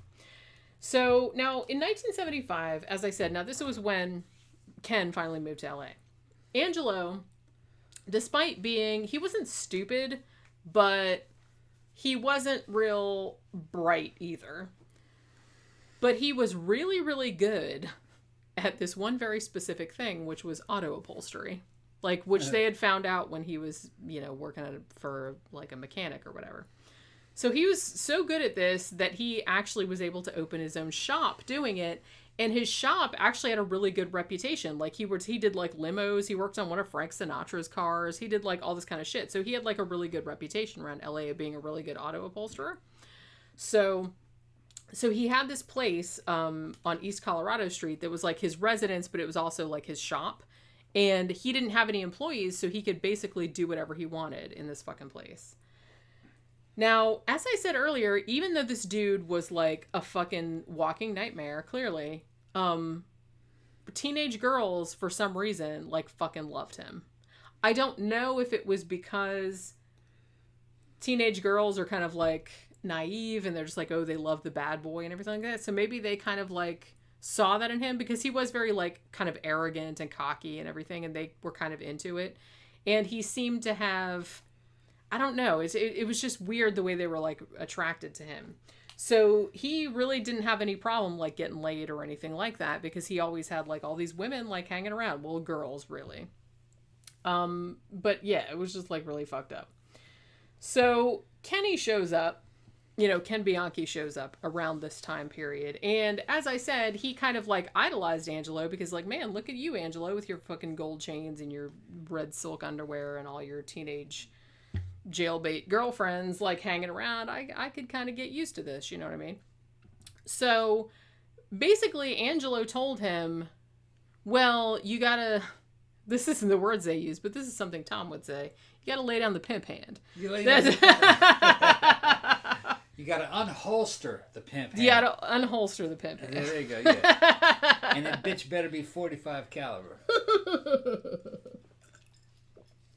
But I feel like that's kind of what Angelo was telling to his younger cousin. He said things like, you can't let a cunt get the upper hand. He would say shit like that. Yeah.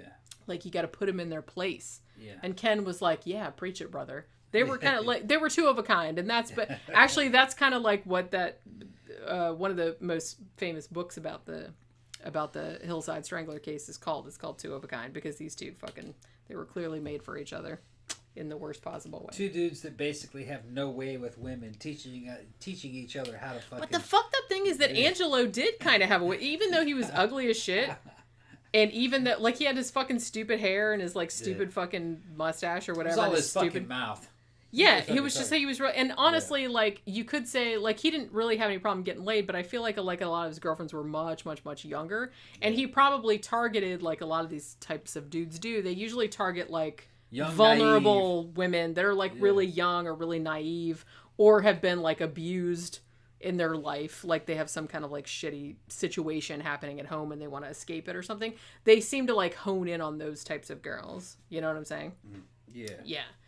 So at this stage, like I said, so Ken's short of money, and this was the point where Angelo comes up. It's like, hey, let's start a prostitution business, because that's like what you fucking do.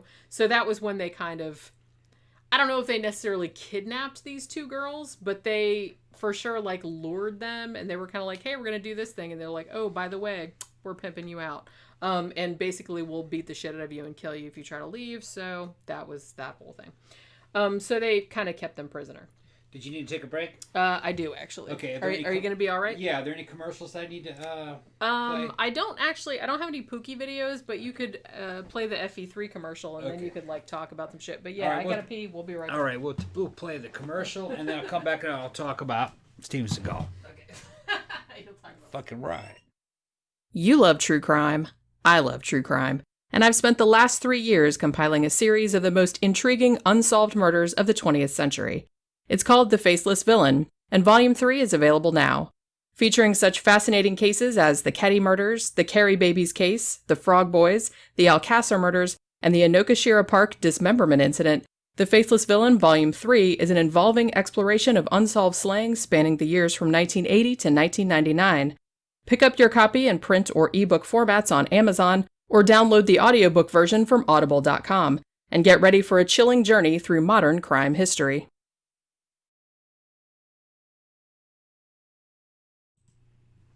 All right, and we're back. Yeah, we're talking about Steven Seagal movies. Steven Seagal, all right, he really only had 4 good movies. He had Under Siege 1 and 2, and he had Hard to Kill, and he had that other one where he was wearing that fucking silly-ass beret. But in all movies, he runs like a bitch. Motherfucker runs like a bitch. Just fucking arms flapping. And I've told this story before. When I was in the army, they played Under Siege for us one time when I was up in Egypt. And the fucking word on the street is that he really was a Navy SEAL. And I watched that movie, right? And I kept looking at his arms. And I'm going like, nah, Navy SEAL. I don't see any condition in there. And then later on, I saw him fucking run. And when I saw him fucking run with them chicken wings flapping, I knew it. I knew that bitch had never been in the service. Because fucking when you're in the fucking army or you're in the fucking Navy, especially Navy SEAL, you know how to fucking run. And those fucking group runs and shit, there's a certain cadence and there's a certain way to run. And that dude couldn't do it. That dude runs like a bitch. And he knows he runs like a bitch. Here comes Jenny. Well, everybody's noticed that he runs like a bitch. Runs like I feel like we're not even the first people that have noticed that. He runs like a dude that's never run even a 1/4 of a mile. That dude's never been on a run. He runs like not even like a human. It's like I'm like, what? That is like the weirdest thing I've ever seen. Yeah. And like, I don't even like running, but I don't run like that. Yeah, that dude's never even run a 1/4 of a mile. Like he doesn't have any like coordination. Like I don't know if his body and his limbs like don't. Steven Seagal's an amazing. Are not on the same page. Or... Steven Seagal's an amazing man. Right? He's an amazing man who basically bullshitted his way into Hollywood amongst some real fucking sharks like Arnold and fucking Carl Weathers and shit. You know what I mean? Dudes that actually had some physicality and had some training behind them and maybe even some military experience. He lied his way into that group and tried to and became an action star all on the fucking basis of being a fake martial artist. Well, yeah. And some people might say, well, wait a minute. He was an Aikido master. Well, we talked about that. We talked about that. Aikido is a fake martial art. Well, I don't know if it's a martial art, but it's not useful. It's not like a fighting martial art. It was developed, supposedly it was developed by samurai who could throw, or people who were fighting samurai as a defense against swords. I want to throw a chi ball. When you see this shit, you just fucking laugh at it. That's not the way. It's not practical. His martial art is full of shit. This all came from a time when we didn't really know what the limitations of martial arts were. I remember, we weren't really sure about Bruce Lee and what was really possible. We didn't really know much about what was physically possible in terms of martial arts. This is even in the military. We really weren't really sure until much later when MMA came out. When when Ultimate Fighting came out, that's when we first got a view of fucking what really worked and what didn't work. And you guys can look up the history of that. That Ultimate Fighting, man, fucking when that shit first appeared, we were like, man, what are they gonna kill each other? There's no rules. It didn't really go down that way, but you saw a lot of these so-called martial artists get their fucking ass whipped. Now it's and now then you that was like the big fucking demystification. Yeah, right there. big demystification of fucking wushu and fucking throwing chi balls and shit like out of Street Fighter 2 video game. Yeah, I can just stand there and go like that. I think I'm still gonna get. I'm still gonna get my ass. Yeah. Now we have MMA, and with MMA, that showed the world what works and what doesn't work. Well, at least in that kind of like full contact fighting situation. Yeah, and fucking the shit you saw from Bloodsport, the Kumite, and all that crap. Fucking, what was that dude's name? We did the David Dukes. David Ducks. I call that bitch Ducks. Okay. D-U-X. Yeah, with his fake fucking special forces background and shit. Most of the martial arts I grew up... No, I'm going to say all of the martial arts that I grew up with as a kid. Same with you if you're the same age as me. All that shit was fake. They had us going. They fucking... Yeah, and like I said, I'm not like shitting on the whole... And I said this on the Bullshito show as well, but... Yeah. It's not that it's like fake and that it's not useful. It's just not useful for what they're saying that it is. And I think that a lot of them say that they have like you said, the shit with the chi ball and all that kind of stuff, like that they almost like have magical powers. Yeah. And obviously that's not true. A lot of that shit came from Black Belt Magazine. Black Belt Magazine made fucking claims. Yeah, they were a very large culprit in this kind of whole Black Belt Magazine mystification of... would put dudes on there that supposedly could throw fucking chi balls and shit, you know what I mean? And they'd fucking talk about all this crazy shit, and none of that shit was true. But, it was another era, Fucking, well, people didn't know. You'd read some shit in a magazine, and you're like, oh shit, man. I suppose so. And what's funny is that there are whole law enforcement units and military units that were trained by fake martial arts trainers, guys that totally... just pulled that shit out of Well, back in the day, before we had the internet, and even nowadays, like, you can kind of, like, they could kind of just make up their whole backstory, and no one would really check it. Yep. It was another era. You could just be like, yeah, man, I did this, and I was, like, on the SEAL team, and I was this and that and the other thing, and no one would ever be like, oh, okay, that sounds impressive, and they just, like, let you do whatever the fuck you wanted. Crazy. In a certain way, I wish I could go back to those days. So you could get away with bullshit. more shit. Oh no, just so I could enjoy them with the childlike wonder that I had back then. I'm like, yeah, you could karate chop a motherfucker and it killed like 5 of them. Pow! Karate. That shit was fun. Got like the Uber karate chop. I can kill like 5 dudes at once. I just gotta go doink and like they all fucking dropped it. And what was funny is that during this time that I'm watching these fucking clowns, I was in the 1st in the 506, or I was in the fucking 327th at the 101st Airborne Division. We were like cutting edge frontline fucking airborne infantry, all right?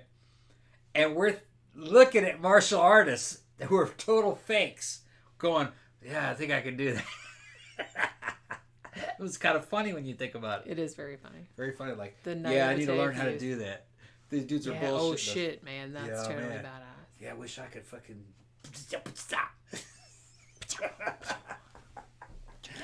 It's fake. Yeah, I know. But so Kim, hey, how about you make me another drink? Okay.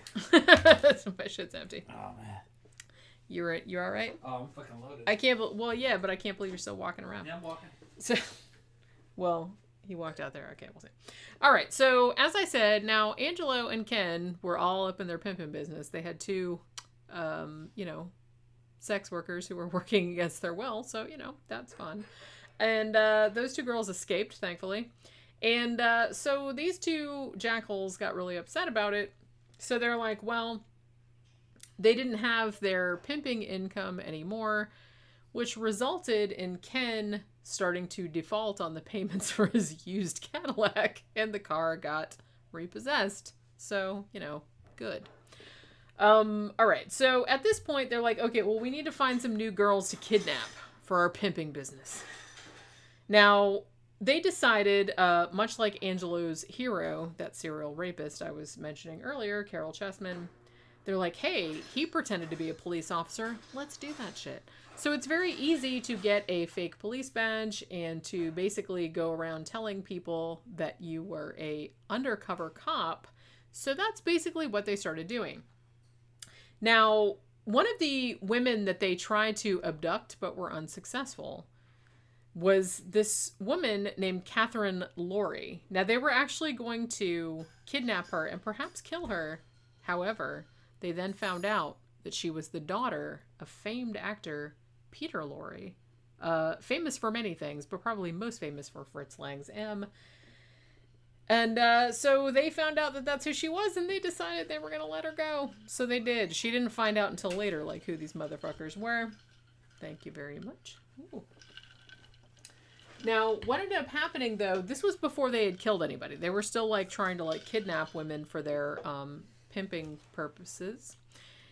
And one of the women that they were talking to was this woman that they knew named Deborah Noble, who was a sex worker.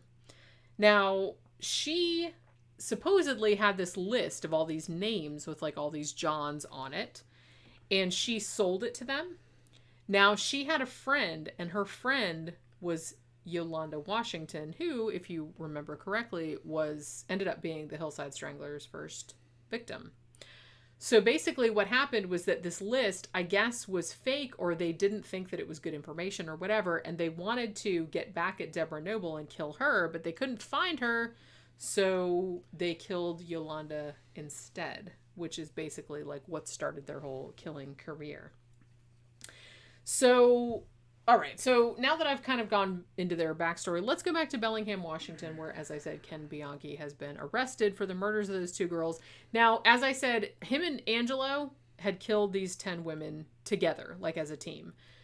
He moved away to Bellingham, Washington, because apparently, I guess Angelo was like, yeah, there's too much heat on us, we're going to get caught, or whatever, we need to knock this shit off. And from what I've heard, the two of them got into an argument about it, and, I don't know if Angelo, like, told Ken to go away, like, fuck off, like, back with your girlfriend or whatever, or if Ken went of his own volition. I don't really know.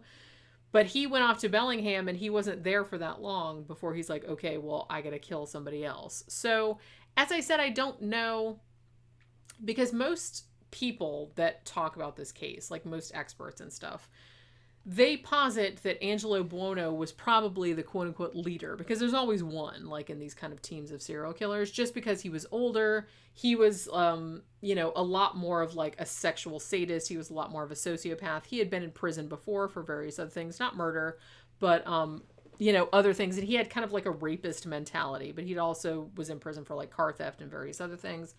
Whereas Ken was more, he was a shithead too, but he was maybe not as overtly murderous. So a lot of people speculate that had these two not gotten together, then maybe Ken wouldn't have killed anybody. But the fact that after they broke up, I guess you could say, Ken was the one to murder people again, whereas Angelo did not. I don't know. I think that might cast like a little bit of a question on that situation. So I don't really know like who was the ringleader in this thing. You know what I'm saying? Like, I feel like all the movies that I've seen about it, it kind of casts Angelo as more the leader because he was older.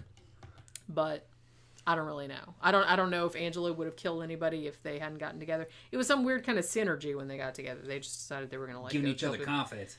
I guess it was. It was like some weird kind of fucked up. Yeah. I don't know. That happens a lot with those fucking dynamic duos like that. Yeah. They start taking each other to newer heights. I feel like that was definitely because you could see it because the earliest victims, like I said, they were quote unquote just strangled, which like I said is bad enough. They were just like raped and strangled.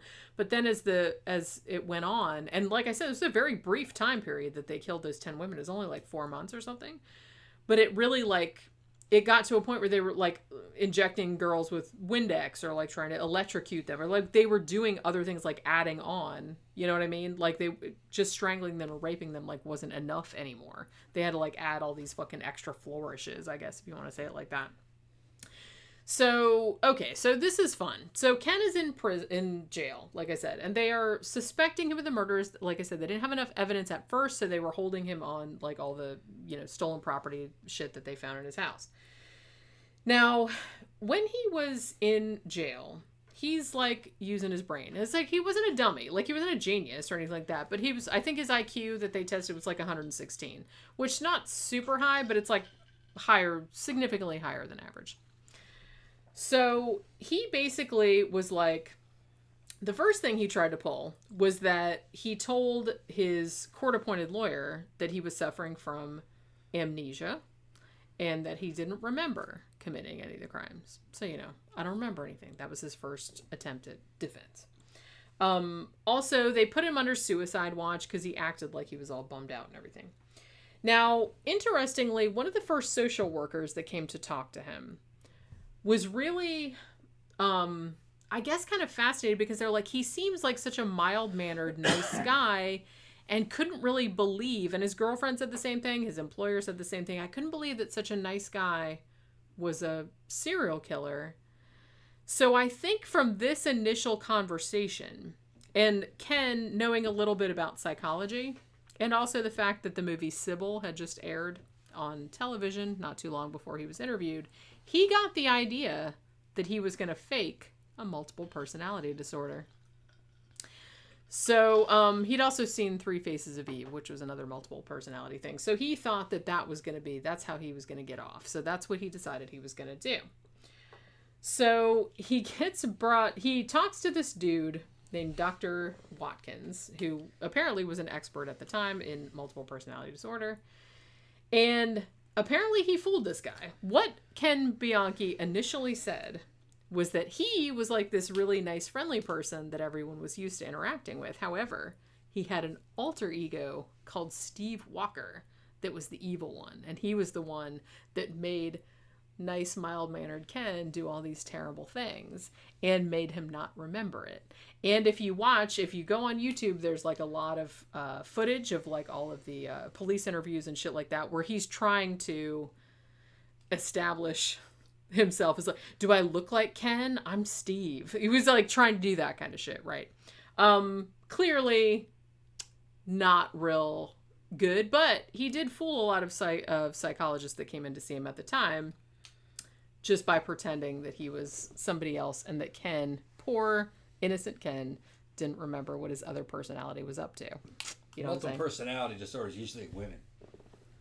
Not always. No? It's very, very, very, very rare. Yeah, very rare. I thought most of the confirmed cases were females, and it's not called multiple personality disorder anymore. It's called dissociative something identity disorder, DID. Yeah. That's what they call it nowadays.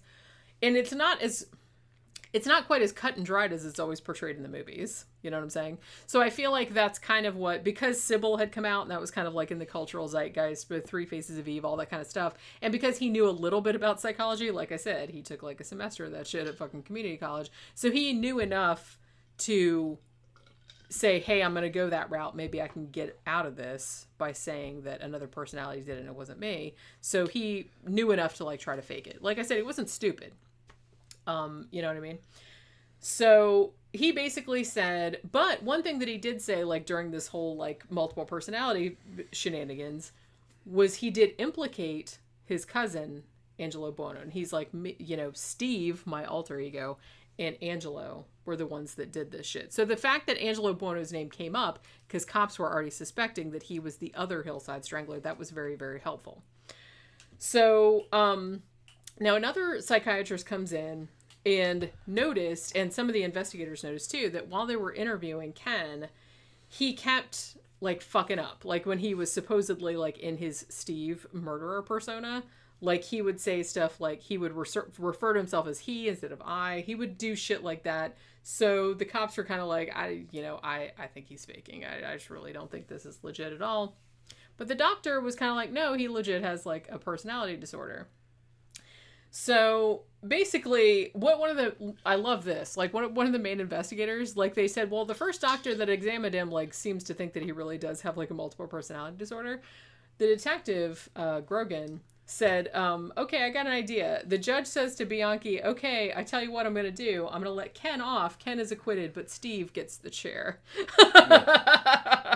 Let's see how he feels about that.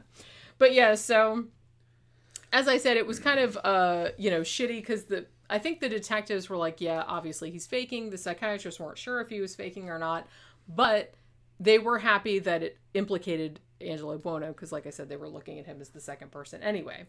Now, they showed, while he was in jail, they showed a photo of the two guys to this dude named Marcus Camden. Now, he was a guy that had seen Judy Miller, who was the second victim. he had seen her getting into a car, like, on the night that she was murdered. Now, he recognized Angelo Buono. He didn't recognize Ken, but he did recognize one of them. So that was, like, another ding against them. Now, they also showed the photos to this older woman named Beulah Stouffer. Now, she lived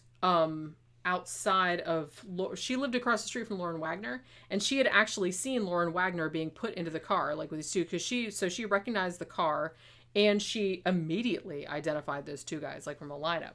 Now, so that was another thing that was kind of like, you know.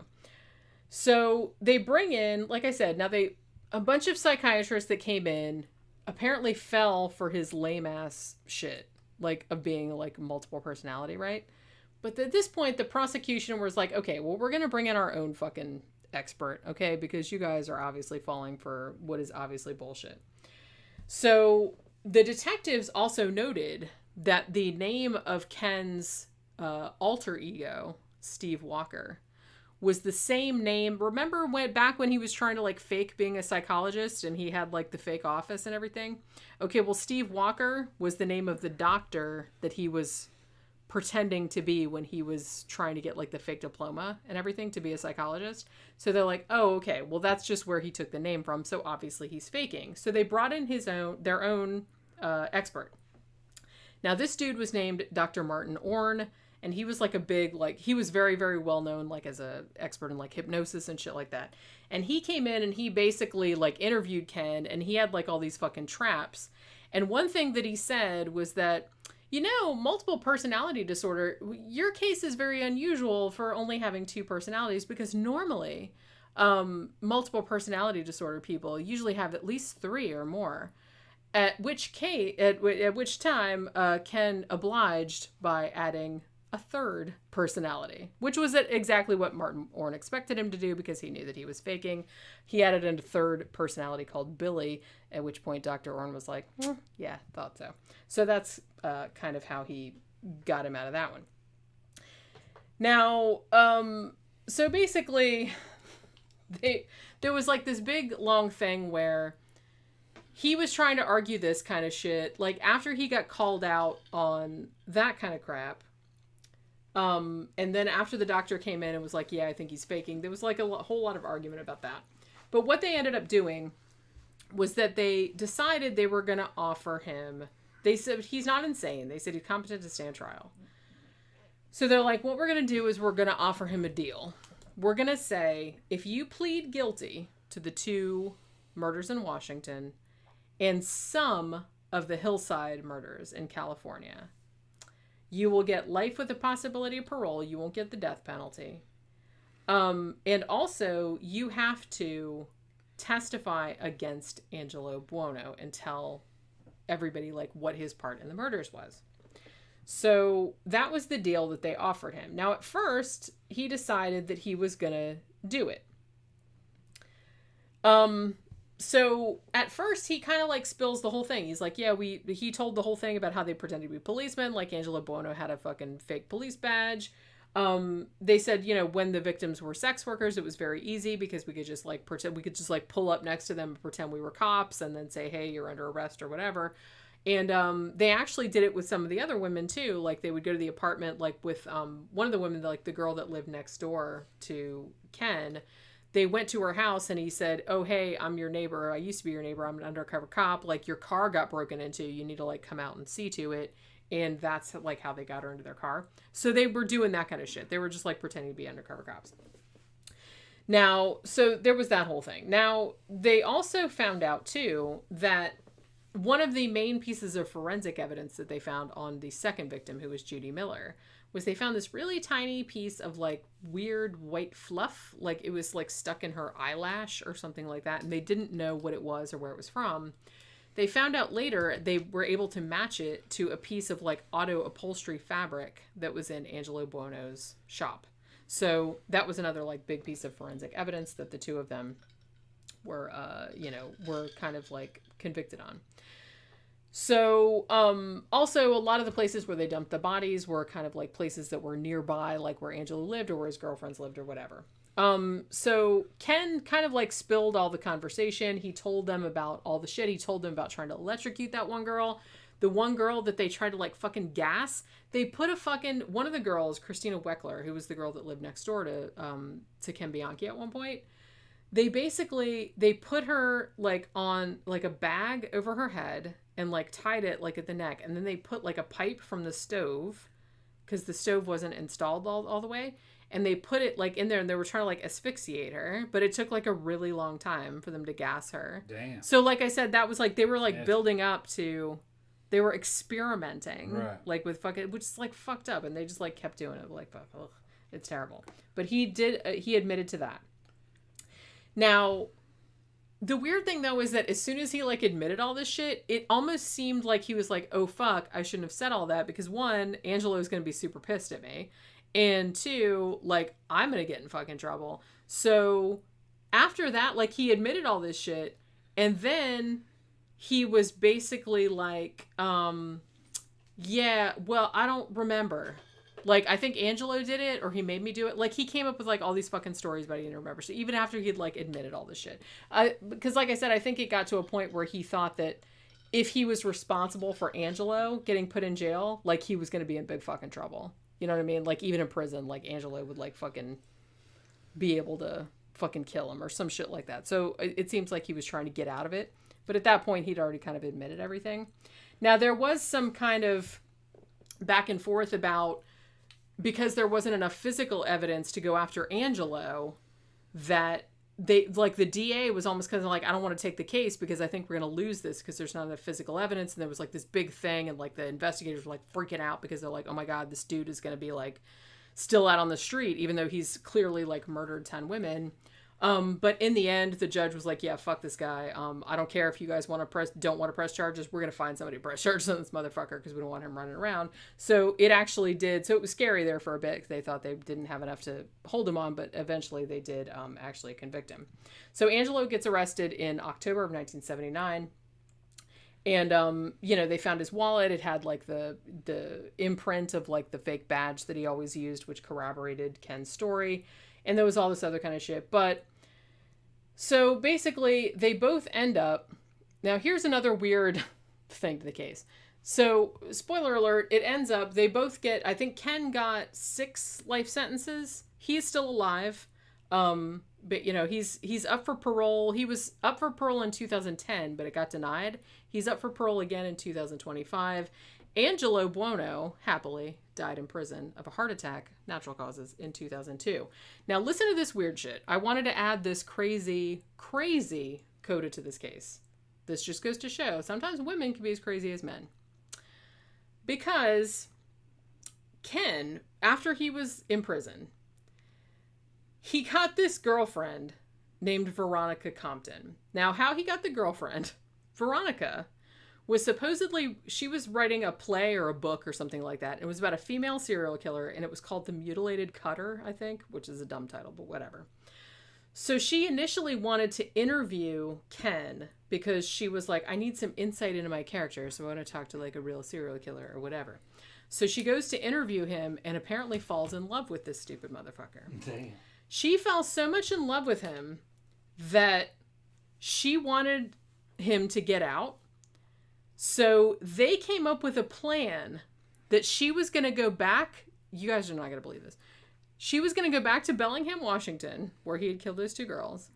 And she was going to strangle a girl and plant some semen so that the cops would think that the Hillside Strangler was still at large and they would let Ken out. And she actually went quite a way toward that plan. Because, okay, now Ken gave her some jizz in a glove. Damn. Now, he was a non-secretor, which back in those days meant that they couldn't determine your blood type from your semen. You know what I mean? Yeah. So it was okay. Like, if you left a semen, they couldn't, like, identify you if you're a non-secretor. So he gave her a bunch of semen in a glove. Damn. And said, go pick a random woman and strangle her in the way that we did it. And so they'll think that dude's still running around and they'll let me out. And she was going to do it. She got to a point. Okay, so she gets to a point. She goes to fucking Bellingham.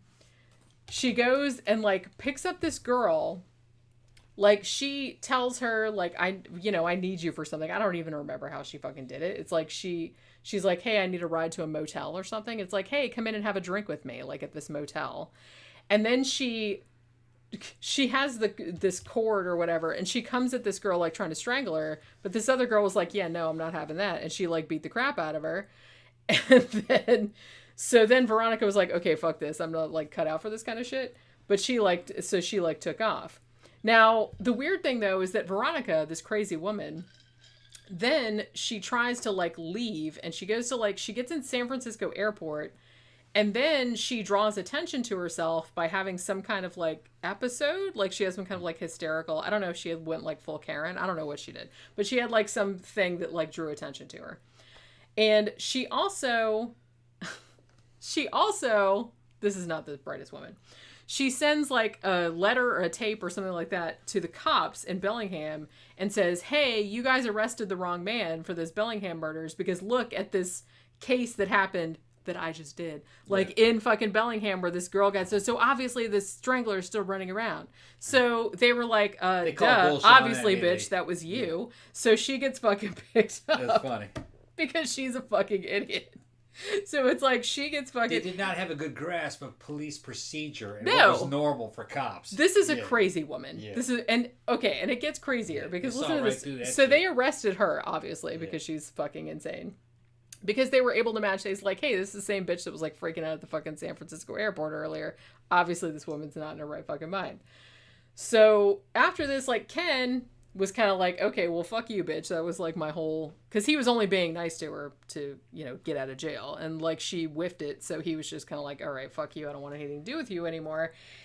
And then after that, Veronica decides that she's going to take up with another serial killer, Douglas Clark, who I think we've talked about on this show before, actually. I think he was part of, like, one of those serial killer couples. So she gets into him, and her and Douglas Clark make plans that when he gets out, which he's never going to, that they're going to open a mortuary so they can perform necrophilia on the people. And the crazy thing is that Veronica, this crazy woman, she was a defense witness at Ken Bianchi's trial. And they said, hey, what's this we hear about you and Douglas Clark opening up a mortuary so you can fuck dead bodies? And she didn't deny it. Damn. She was like, yeah, we're totally going to do that. And everybody's like, damn. Bitch crazy. Okay. So that, obviously that really didn't help Ken Bianchi's case. No. It's crazy. That his girlfriend not only was like going to strangle a girl to get her stupid boyfriend out of jail, but was also going to open up with her new serial killer boyfriend, because she has a type, clearly, and they're going to open up a mortuary so they can fuck dead bodies. And she was apparently, like, not ashamed of, like, telling people about that. She didn't know any better. I guess not. She just thought that was a thing. I guess. Yeah, that's crazy. Also, it should be noted that Douglas Clark, who, like I said, I think we've talked about on the show before. I think it was on one of our Killer Couple shows. He was a big fan of, like, beheading his victims, who were all women. He also sent Veronica a Valentine with a photo of a headless female corpse on it, so that's nice. You can see this is a quality human being right here. And I'm being sarcastic in case you didn't know. So, yeah, there was that whole special shit. So, like I said, Bianchi actually eventually ended up getting his shit together and saying, okay, I don't have multiple personalities, you got me. And he pleaded guilty to the 2 Washington murders and 5 of the California, the ones that took place in California. So not all of them, but enough to, like, give him life sentences. Now, he didn't get the death penalty because he agreed to testify against Angelo Buono. So Angelo Buono also got sentenced to life in prison without chance of parole. They were in 2 different prisons, though. Because I think Bianchi was in Walla Walla, Washington, and Buono was in California somewhere. So Buono actually got convicted in 1983. Now, the judge was basically like, well, they said the death penalty was off the table, but if I could convict you of death, I totally would because you were like a piece of shit. I'm paraphrasing. But that's basically what he said. So as I said earlier, Angelo Buono actually ended up dying of a heart attack in September of 2002 at prison, and good riddance. Bianchi is still alive. He actually married a pen pal in 1989. I don't know if they're still married or not. I assume that they are. He was up for parole in 2010, but it was denied. He is up for parole again in 2025. As I mentioned earlier, Bianchi is also a suspect in the Alphabet murders, which took place in Rochester, New York, although they don't know if he was responsible for those or not. And as I mentioned earlier, too, there have been several movies about this case. If you would like to watch one of them is on YouTube for free, the one from 1989, which has Dennis Farina in it, playing Angelo Buono, and Billy Zane, a very young Billy Zane, as Kenneth Bianchi, and also has Richard Crenna in it, playing Detective Grogan, which I thought was... But it's good. It's a good movie. And it seemed like it was... From what I know of the case, it seemed pretty accurate. It even had the shit about the German psychic in it, which I thought was very amazing. But yeah, so there's some other ones too. I think C. Thomas Howell was in one of them as well. But yeah, so I think that'll do it for the case. Yeah. anything else you want to talk about? Not a bad show. We did it in 3 hours, 18 minutes. And I actually kind of like talked the whole about the topic most of the time. Yeah. It's because I was so loaded I couldn't I couldn't interrupt. So that's the secret. We have to get Tom really drunk early. And then I'm in the comment sections. We're talking about Steven Seagal movies too. Charles Manson even got married. I'm telling you, this is the kind of shit. What? There's only 4 good Steven Seagal movies. Wait, 4? There's only 4 good ones. That's that's generous.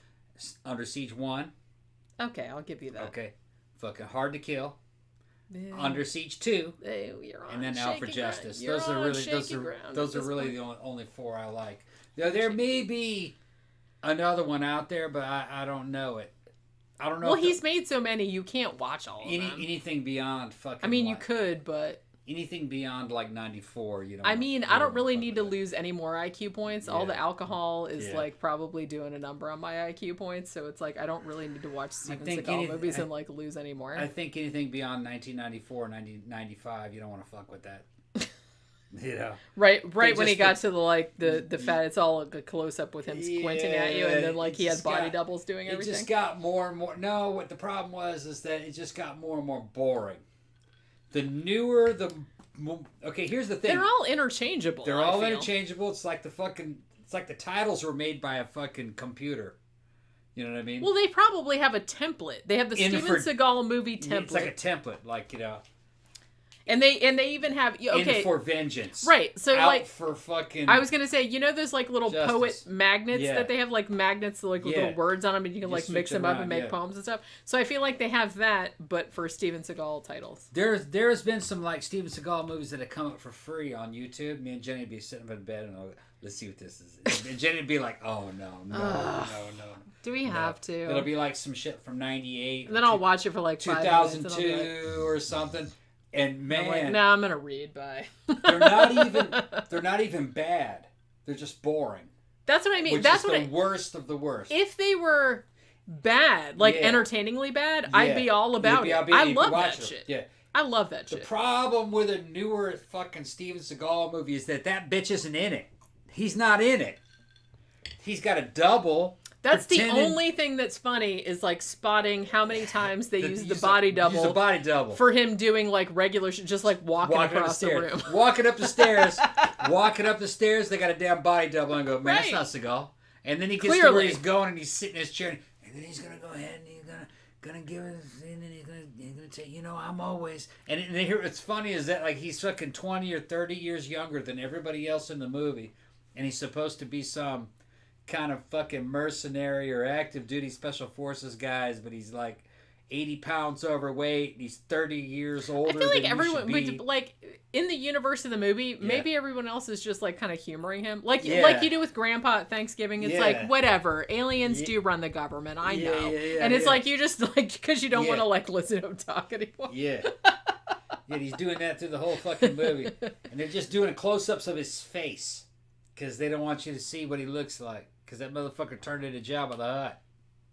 He's a little rotund. Yeah, he's Jabba. I mean, you know, I'm not judging. I'm not body shaming. I'm just saying that it's like, for somebody that wants to come across as like, I'm an action star. Yeah, that's not. And honestly, even back, and I think we mentioned this before, even back in like some movies that were made like in the early 2000s, like they clearly did not give a single fuck if you notice that was a body double or not, because they will show the body double, which is like supposed to be Steven Seagal. They'll show the dude's face, and it's clearly not him. Yeah, it's clearly not him. And they're just kind of like, whatever. Yeah. They don't even care. Yeah. They don't even care. But Seagal has his own diehard fans, I guess. There are dudes that just do people really like him? Like because the dude from Cinemassacre, he's like I like him ironically, just because I think he's like a hilarious, like he's just a ridiculous person. There must be enough of those to actually I can see that live off of in terms of a career. It's entertaining to an extent, but like I said, a lot of his movies, if they were worse, I would be more into it. Yeah, that's what I'm thinking. They need to be worse. They're just boring, right? They're boring and CGI gunshots and just fucking, depending on what particular one, but any of the newer ones, the problem with them is that they're not bad. They're not bad enough. They're just boring. Exactly. Which that's the worst. If you're going to make a bad movie, make it really bad. Make it really bad, yeah. You know what I mean? That way you could just enjoy it. Lean into it. It's fun then. But the 4 that I mentioned, I'm giving fucking results. I'm giving fucking, not results. Recommendations. What's that? Recommendations? Giving recommendations. Yeah, she knows what I'm thinking. I know what you're saying. Katila's in there going, she's going to watch Under Siege. Under Siege is the best Steven Seagal movie. It's okay. It's the best. And it's a not... No. It's not a great movie. What are you talking about? That is the best Steven Seagal movie. Yeah, but that is the best Steven Seagal movie means it's just an okay movie in general. It's good. Of all movies. It's kind of like a lower budget Die Hard. It's Die Hard on a battleship. It has Tommy Lee Jones on it. But not nearly as good as Die Hard. And, no, not as good as Die Hard. But it's in that same vein. Sure. And it's got the girl from fucking Baywatch, her big old fucking titties. And it's fucking corny. You will see. It's fun, but it's corny. Under Siege 2 wasn't that bad. I liked Under Siege 2. Did I see that? It's the same thing. Die Hard on a train. Instead of on a boat, it's on a train. It's not as good as Die Hard 1, I don't know but it was entertaining. I probably did, but I don't remember. Was it Hard to Kill was a good one. You can't even think of like the names because they're all the same. That had Hard to Kill, Out for Justice. Had Kelly LeBrock with them fucking dick sucking lips, fucking running around. I liked her in Weird Science. Yeah. And then probably Out for Justice. Were they married at some point? They were married, yeah. I don't know how he pulled that shit off. He must have lied his way through that. How long did that last? Cocaine must have been involved. Cocaine had to have been involved. She must have been going through a bad patch in her life. It's Hollywood. It's Hollywood. It's a scene. She's like, he'll do for now. Yeah, he'll I'll leapfrog off of this one and fucking. Maybe I can find something better in a year or two. That was back when everyone was fucking optimistic and you have a fucking bright future ahead. I'm such a twat. Yeah, that's not what happened. I'm just saying that's kind of like, Yeah. That's probably what they were thinking. It's like, well, he's kind of famous. He's kind of back then he was okay looking. Daniel said that fucking Carl Weathers was in Close Encounters. He was? Was he? I don't remember that. Well, I haven't seen Close Encounters in a long time. Wait, Close Encounters, like, are we talking about, like, the Close Encounters? Yeah, I think he is. Was he? Yeah. Look that shit up. IMDb that shit right now. Hold on. Drugs are a hell of a drug. Drugs are a hell of a drug. I said that. Okay. Close Encounters. Now I'm curious. Now I'm very curious. Yeah, Kelly LeBrock was married to Seagal from 1987 to 1996. Damn. Holy crap. Kelly. Girl. We need to talk. Okay. What was that about? Yes, Carl Weathers was in... I don't doubt it. I'm just saying I didn't remember. He played a military policeman. Oh, okay. So he was kind of like an extra. He was not like a main role. Yeah. That's pretty badass, though. Gotta go back and see that. It's just kind of like back in the old days, like fucking Clint Eastwood was in one of those like horrible 50s movies with fucking John Agar. Yeah. Like working in a monkey lab. And he had like one line or some shit like that. What the fuck was that movie? It wasn't Mole People. I can't remember now. It was one that was on Mystery Science Theater. That's how I know. And I was like, hey, that's Clint Eastwood. Okay, it's probably about time we can go ahead and shut it down. You sure? Yeah. You sure you don't? If you guys like the show, go ahead and fucking like the show. Hit that fucking thumbs up button. Like, share, and subscribe. We will see you guys, I think, tomorrow, right? Yeah, tomorrow we're going to talk about Christmas Chronicles 2. Yeah, we've got to do Christmas Chronicles 2 tomorrow. Because we watched that. If you haven't seen Christmas Chronicles 2, go ahead and check that out. Yeah, for some reason, I thought that they weren't dropping it on Netflix until the day after Thanksgiving, but they actually put it on there the day before Thanksgiving. Because I was looking on Netflix just for before Wednesday night. I was kind of like, hey, what the fuck's that doing there? Let's watch that. We'll get ourselves all in a holiday mood and whatnot. What shit, man? Our Christmas tree is already up. Yeah. So, All right, go ahead and Pookie's shut already it sitting on it. All right, can't forget. He's already leaving already. Yeah, I'm leaving. Yeah, because you'll drag that shit out. You'll drag that shit out for hours. I'm just saying, I'm really proud of myself because I'm kind of still coherent, and I covered the whole entire case. So it's not going to be a case where I wake up in the middle of the night and be like, oh shit, did I fucking not finish? I did. I got all the way to the end of my notes. Yeah. And I feel like I stayed on topic most of the time, so I'm super proud of myself. But yeah, so as always, thank you guys for dropping by. Remember, share, subscribe on all your social media. If you like the show and would like to support the show, that would be much appreciated. Go to our Patreon page, patreon.com/13o'clockpodcast, or you can go to our blog, 13o'clockpodcast.wordpress.com, and there's a button in the sidebar that goes to a PayPal account if you'd like to give a one-time donation. Anything is much appreciated and is used to upgrade equipment, things like that for the show. So we will be back tomorrow talking about Christmas Chronicles 2 with Crussell as Santa Claus on our matinee show. So we'll see you guys tomorrow, and thank you for dropping by as always. Bye. Look at you stand.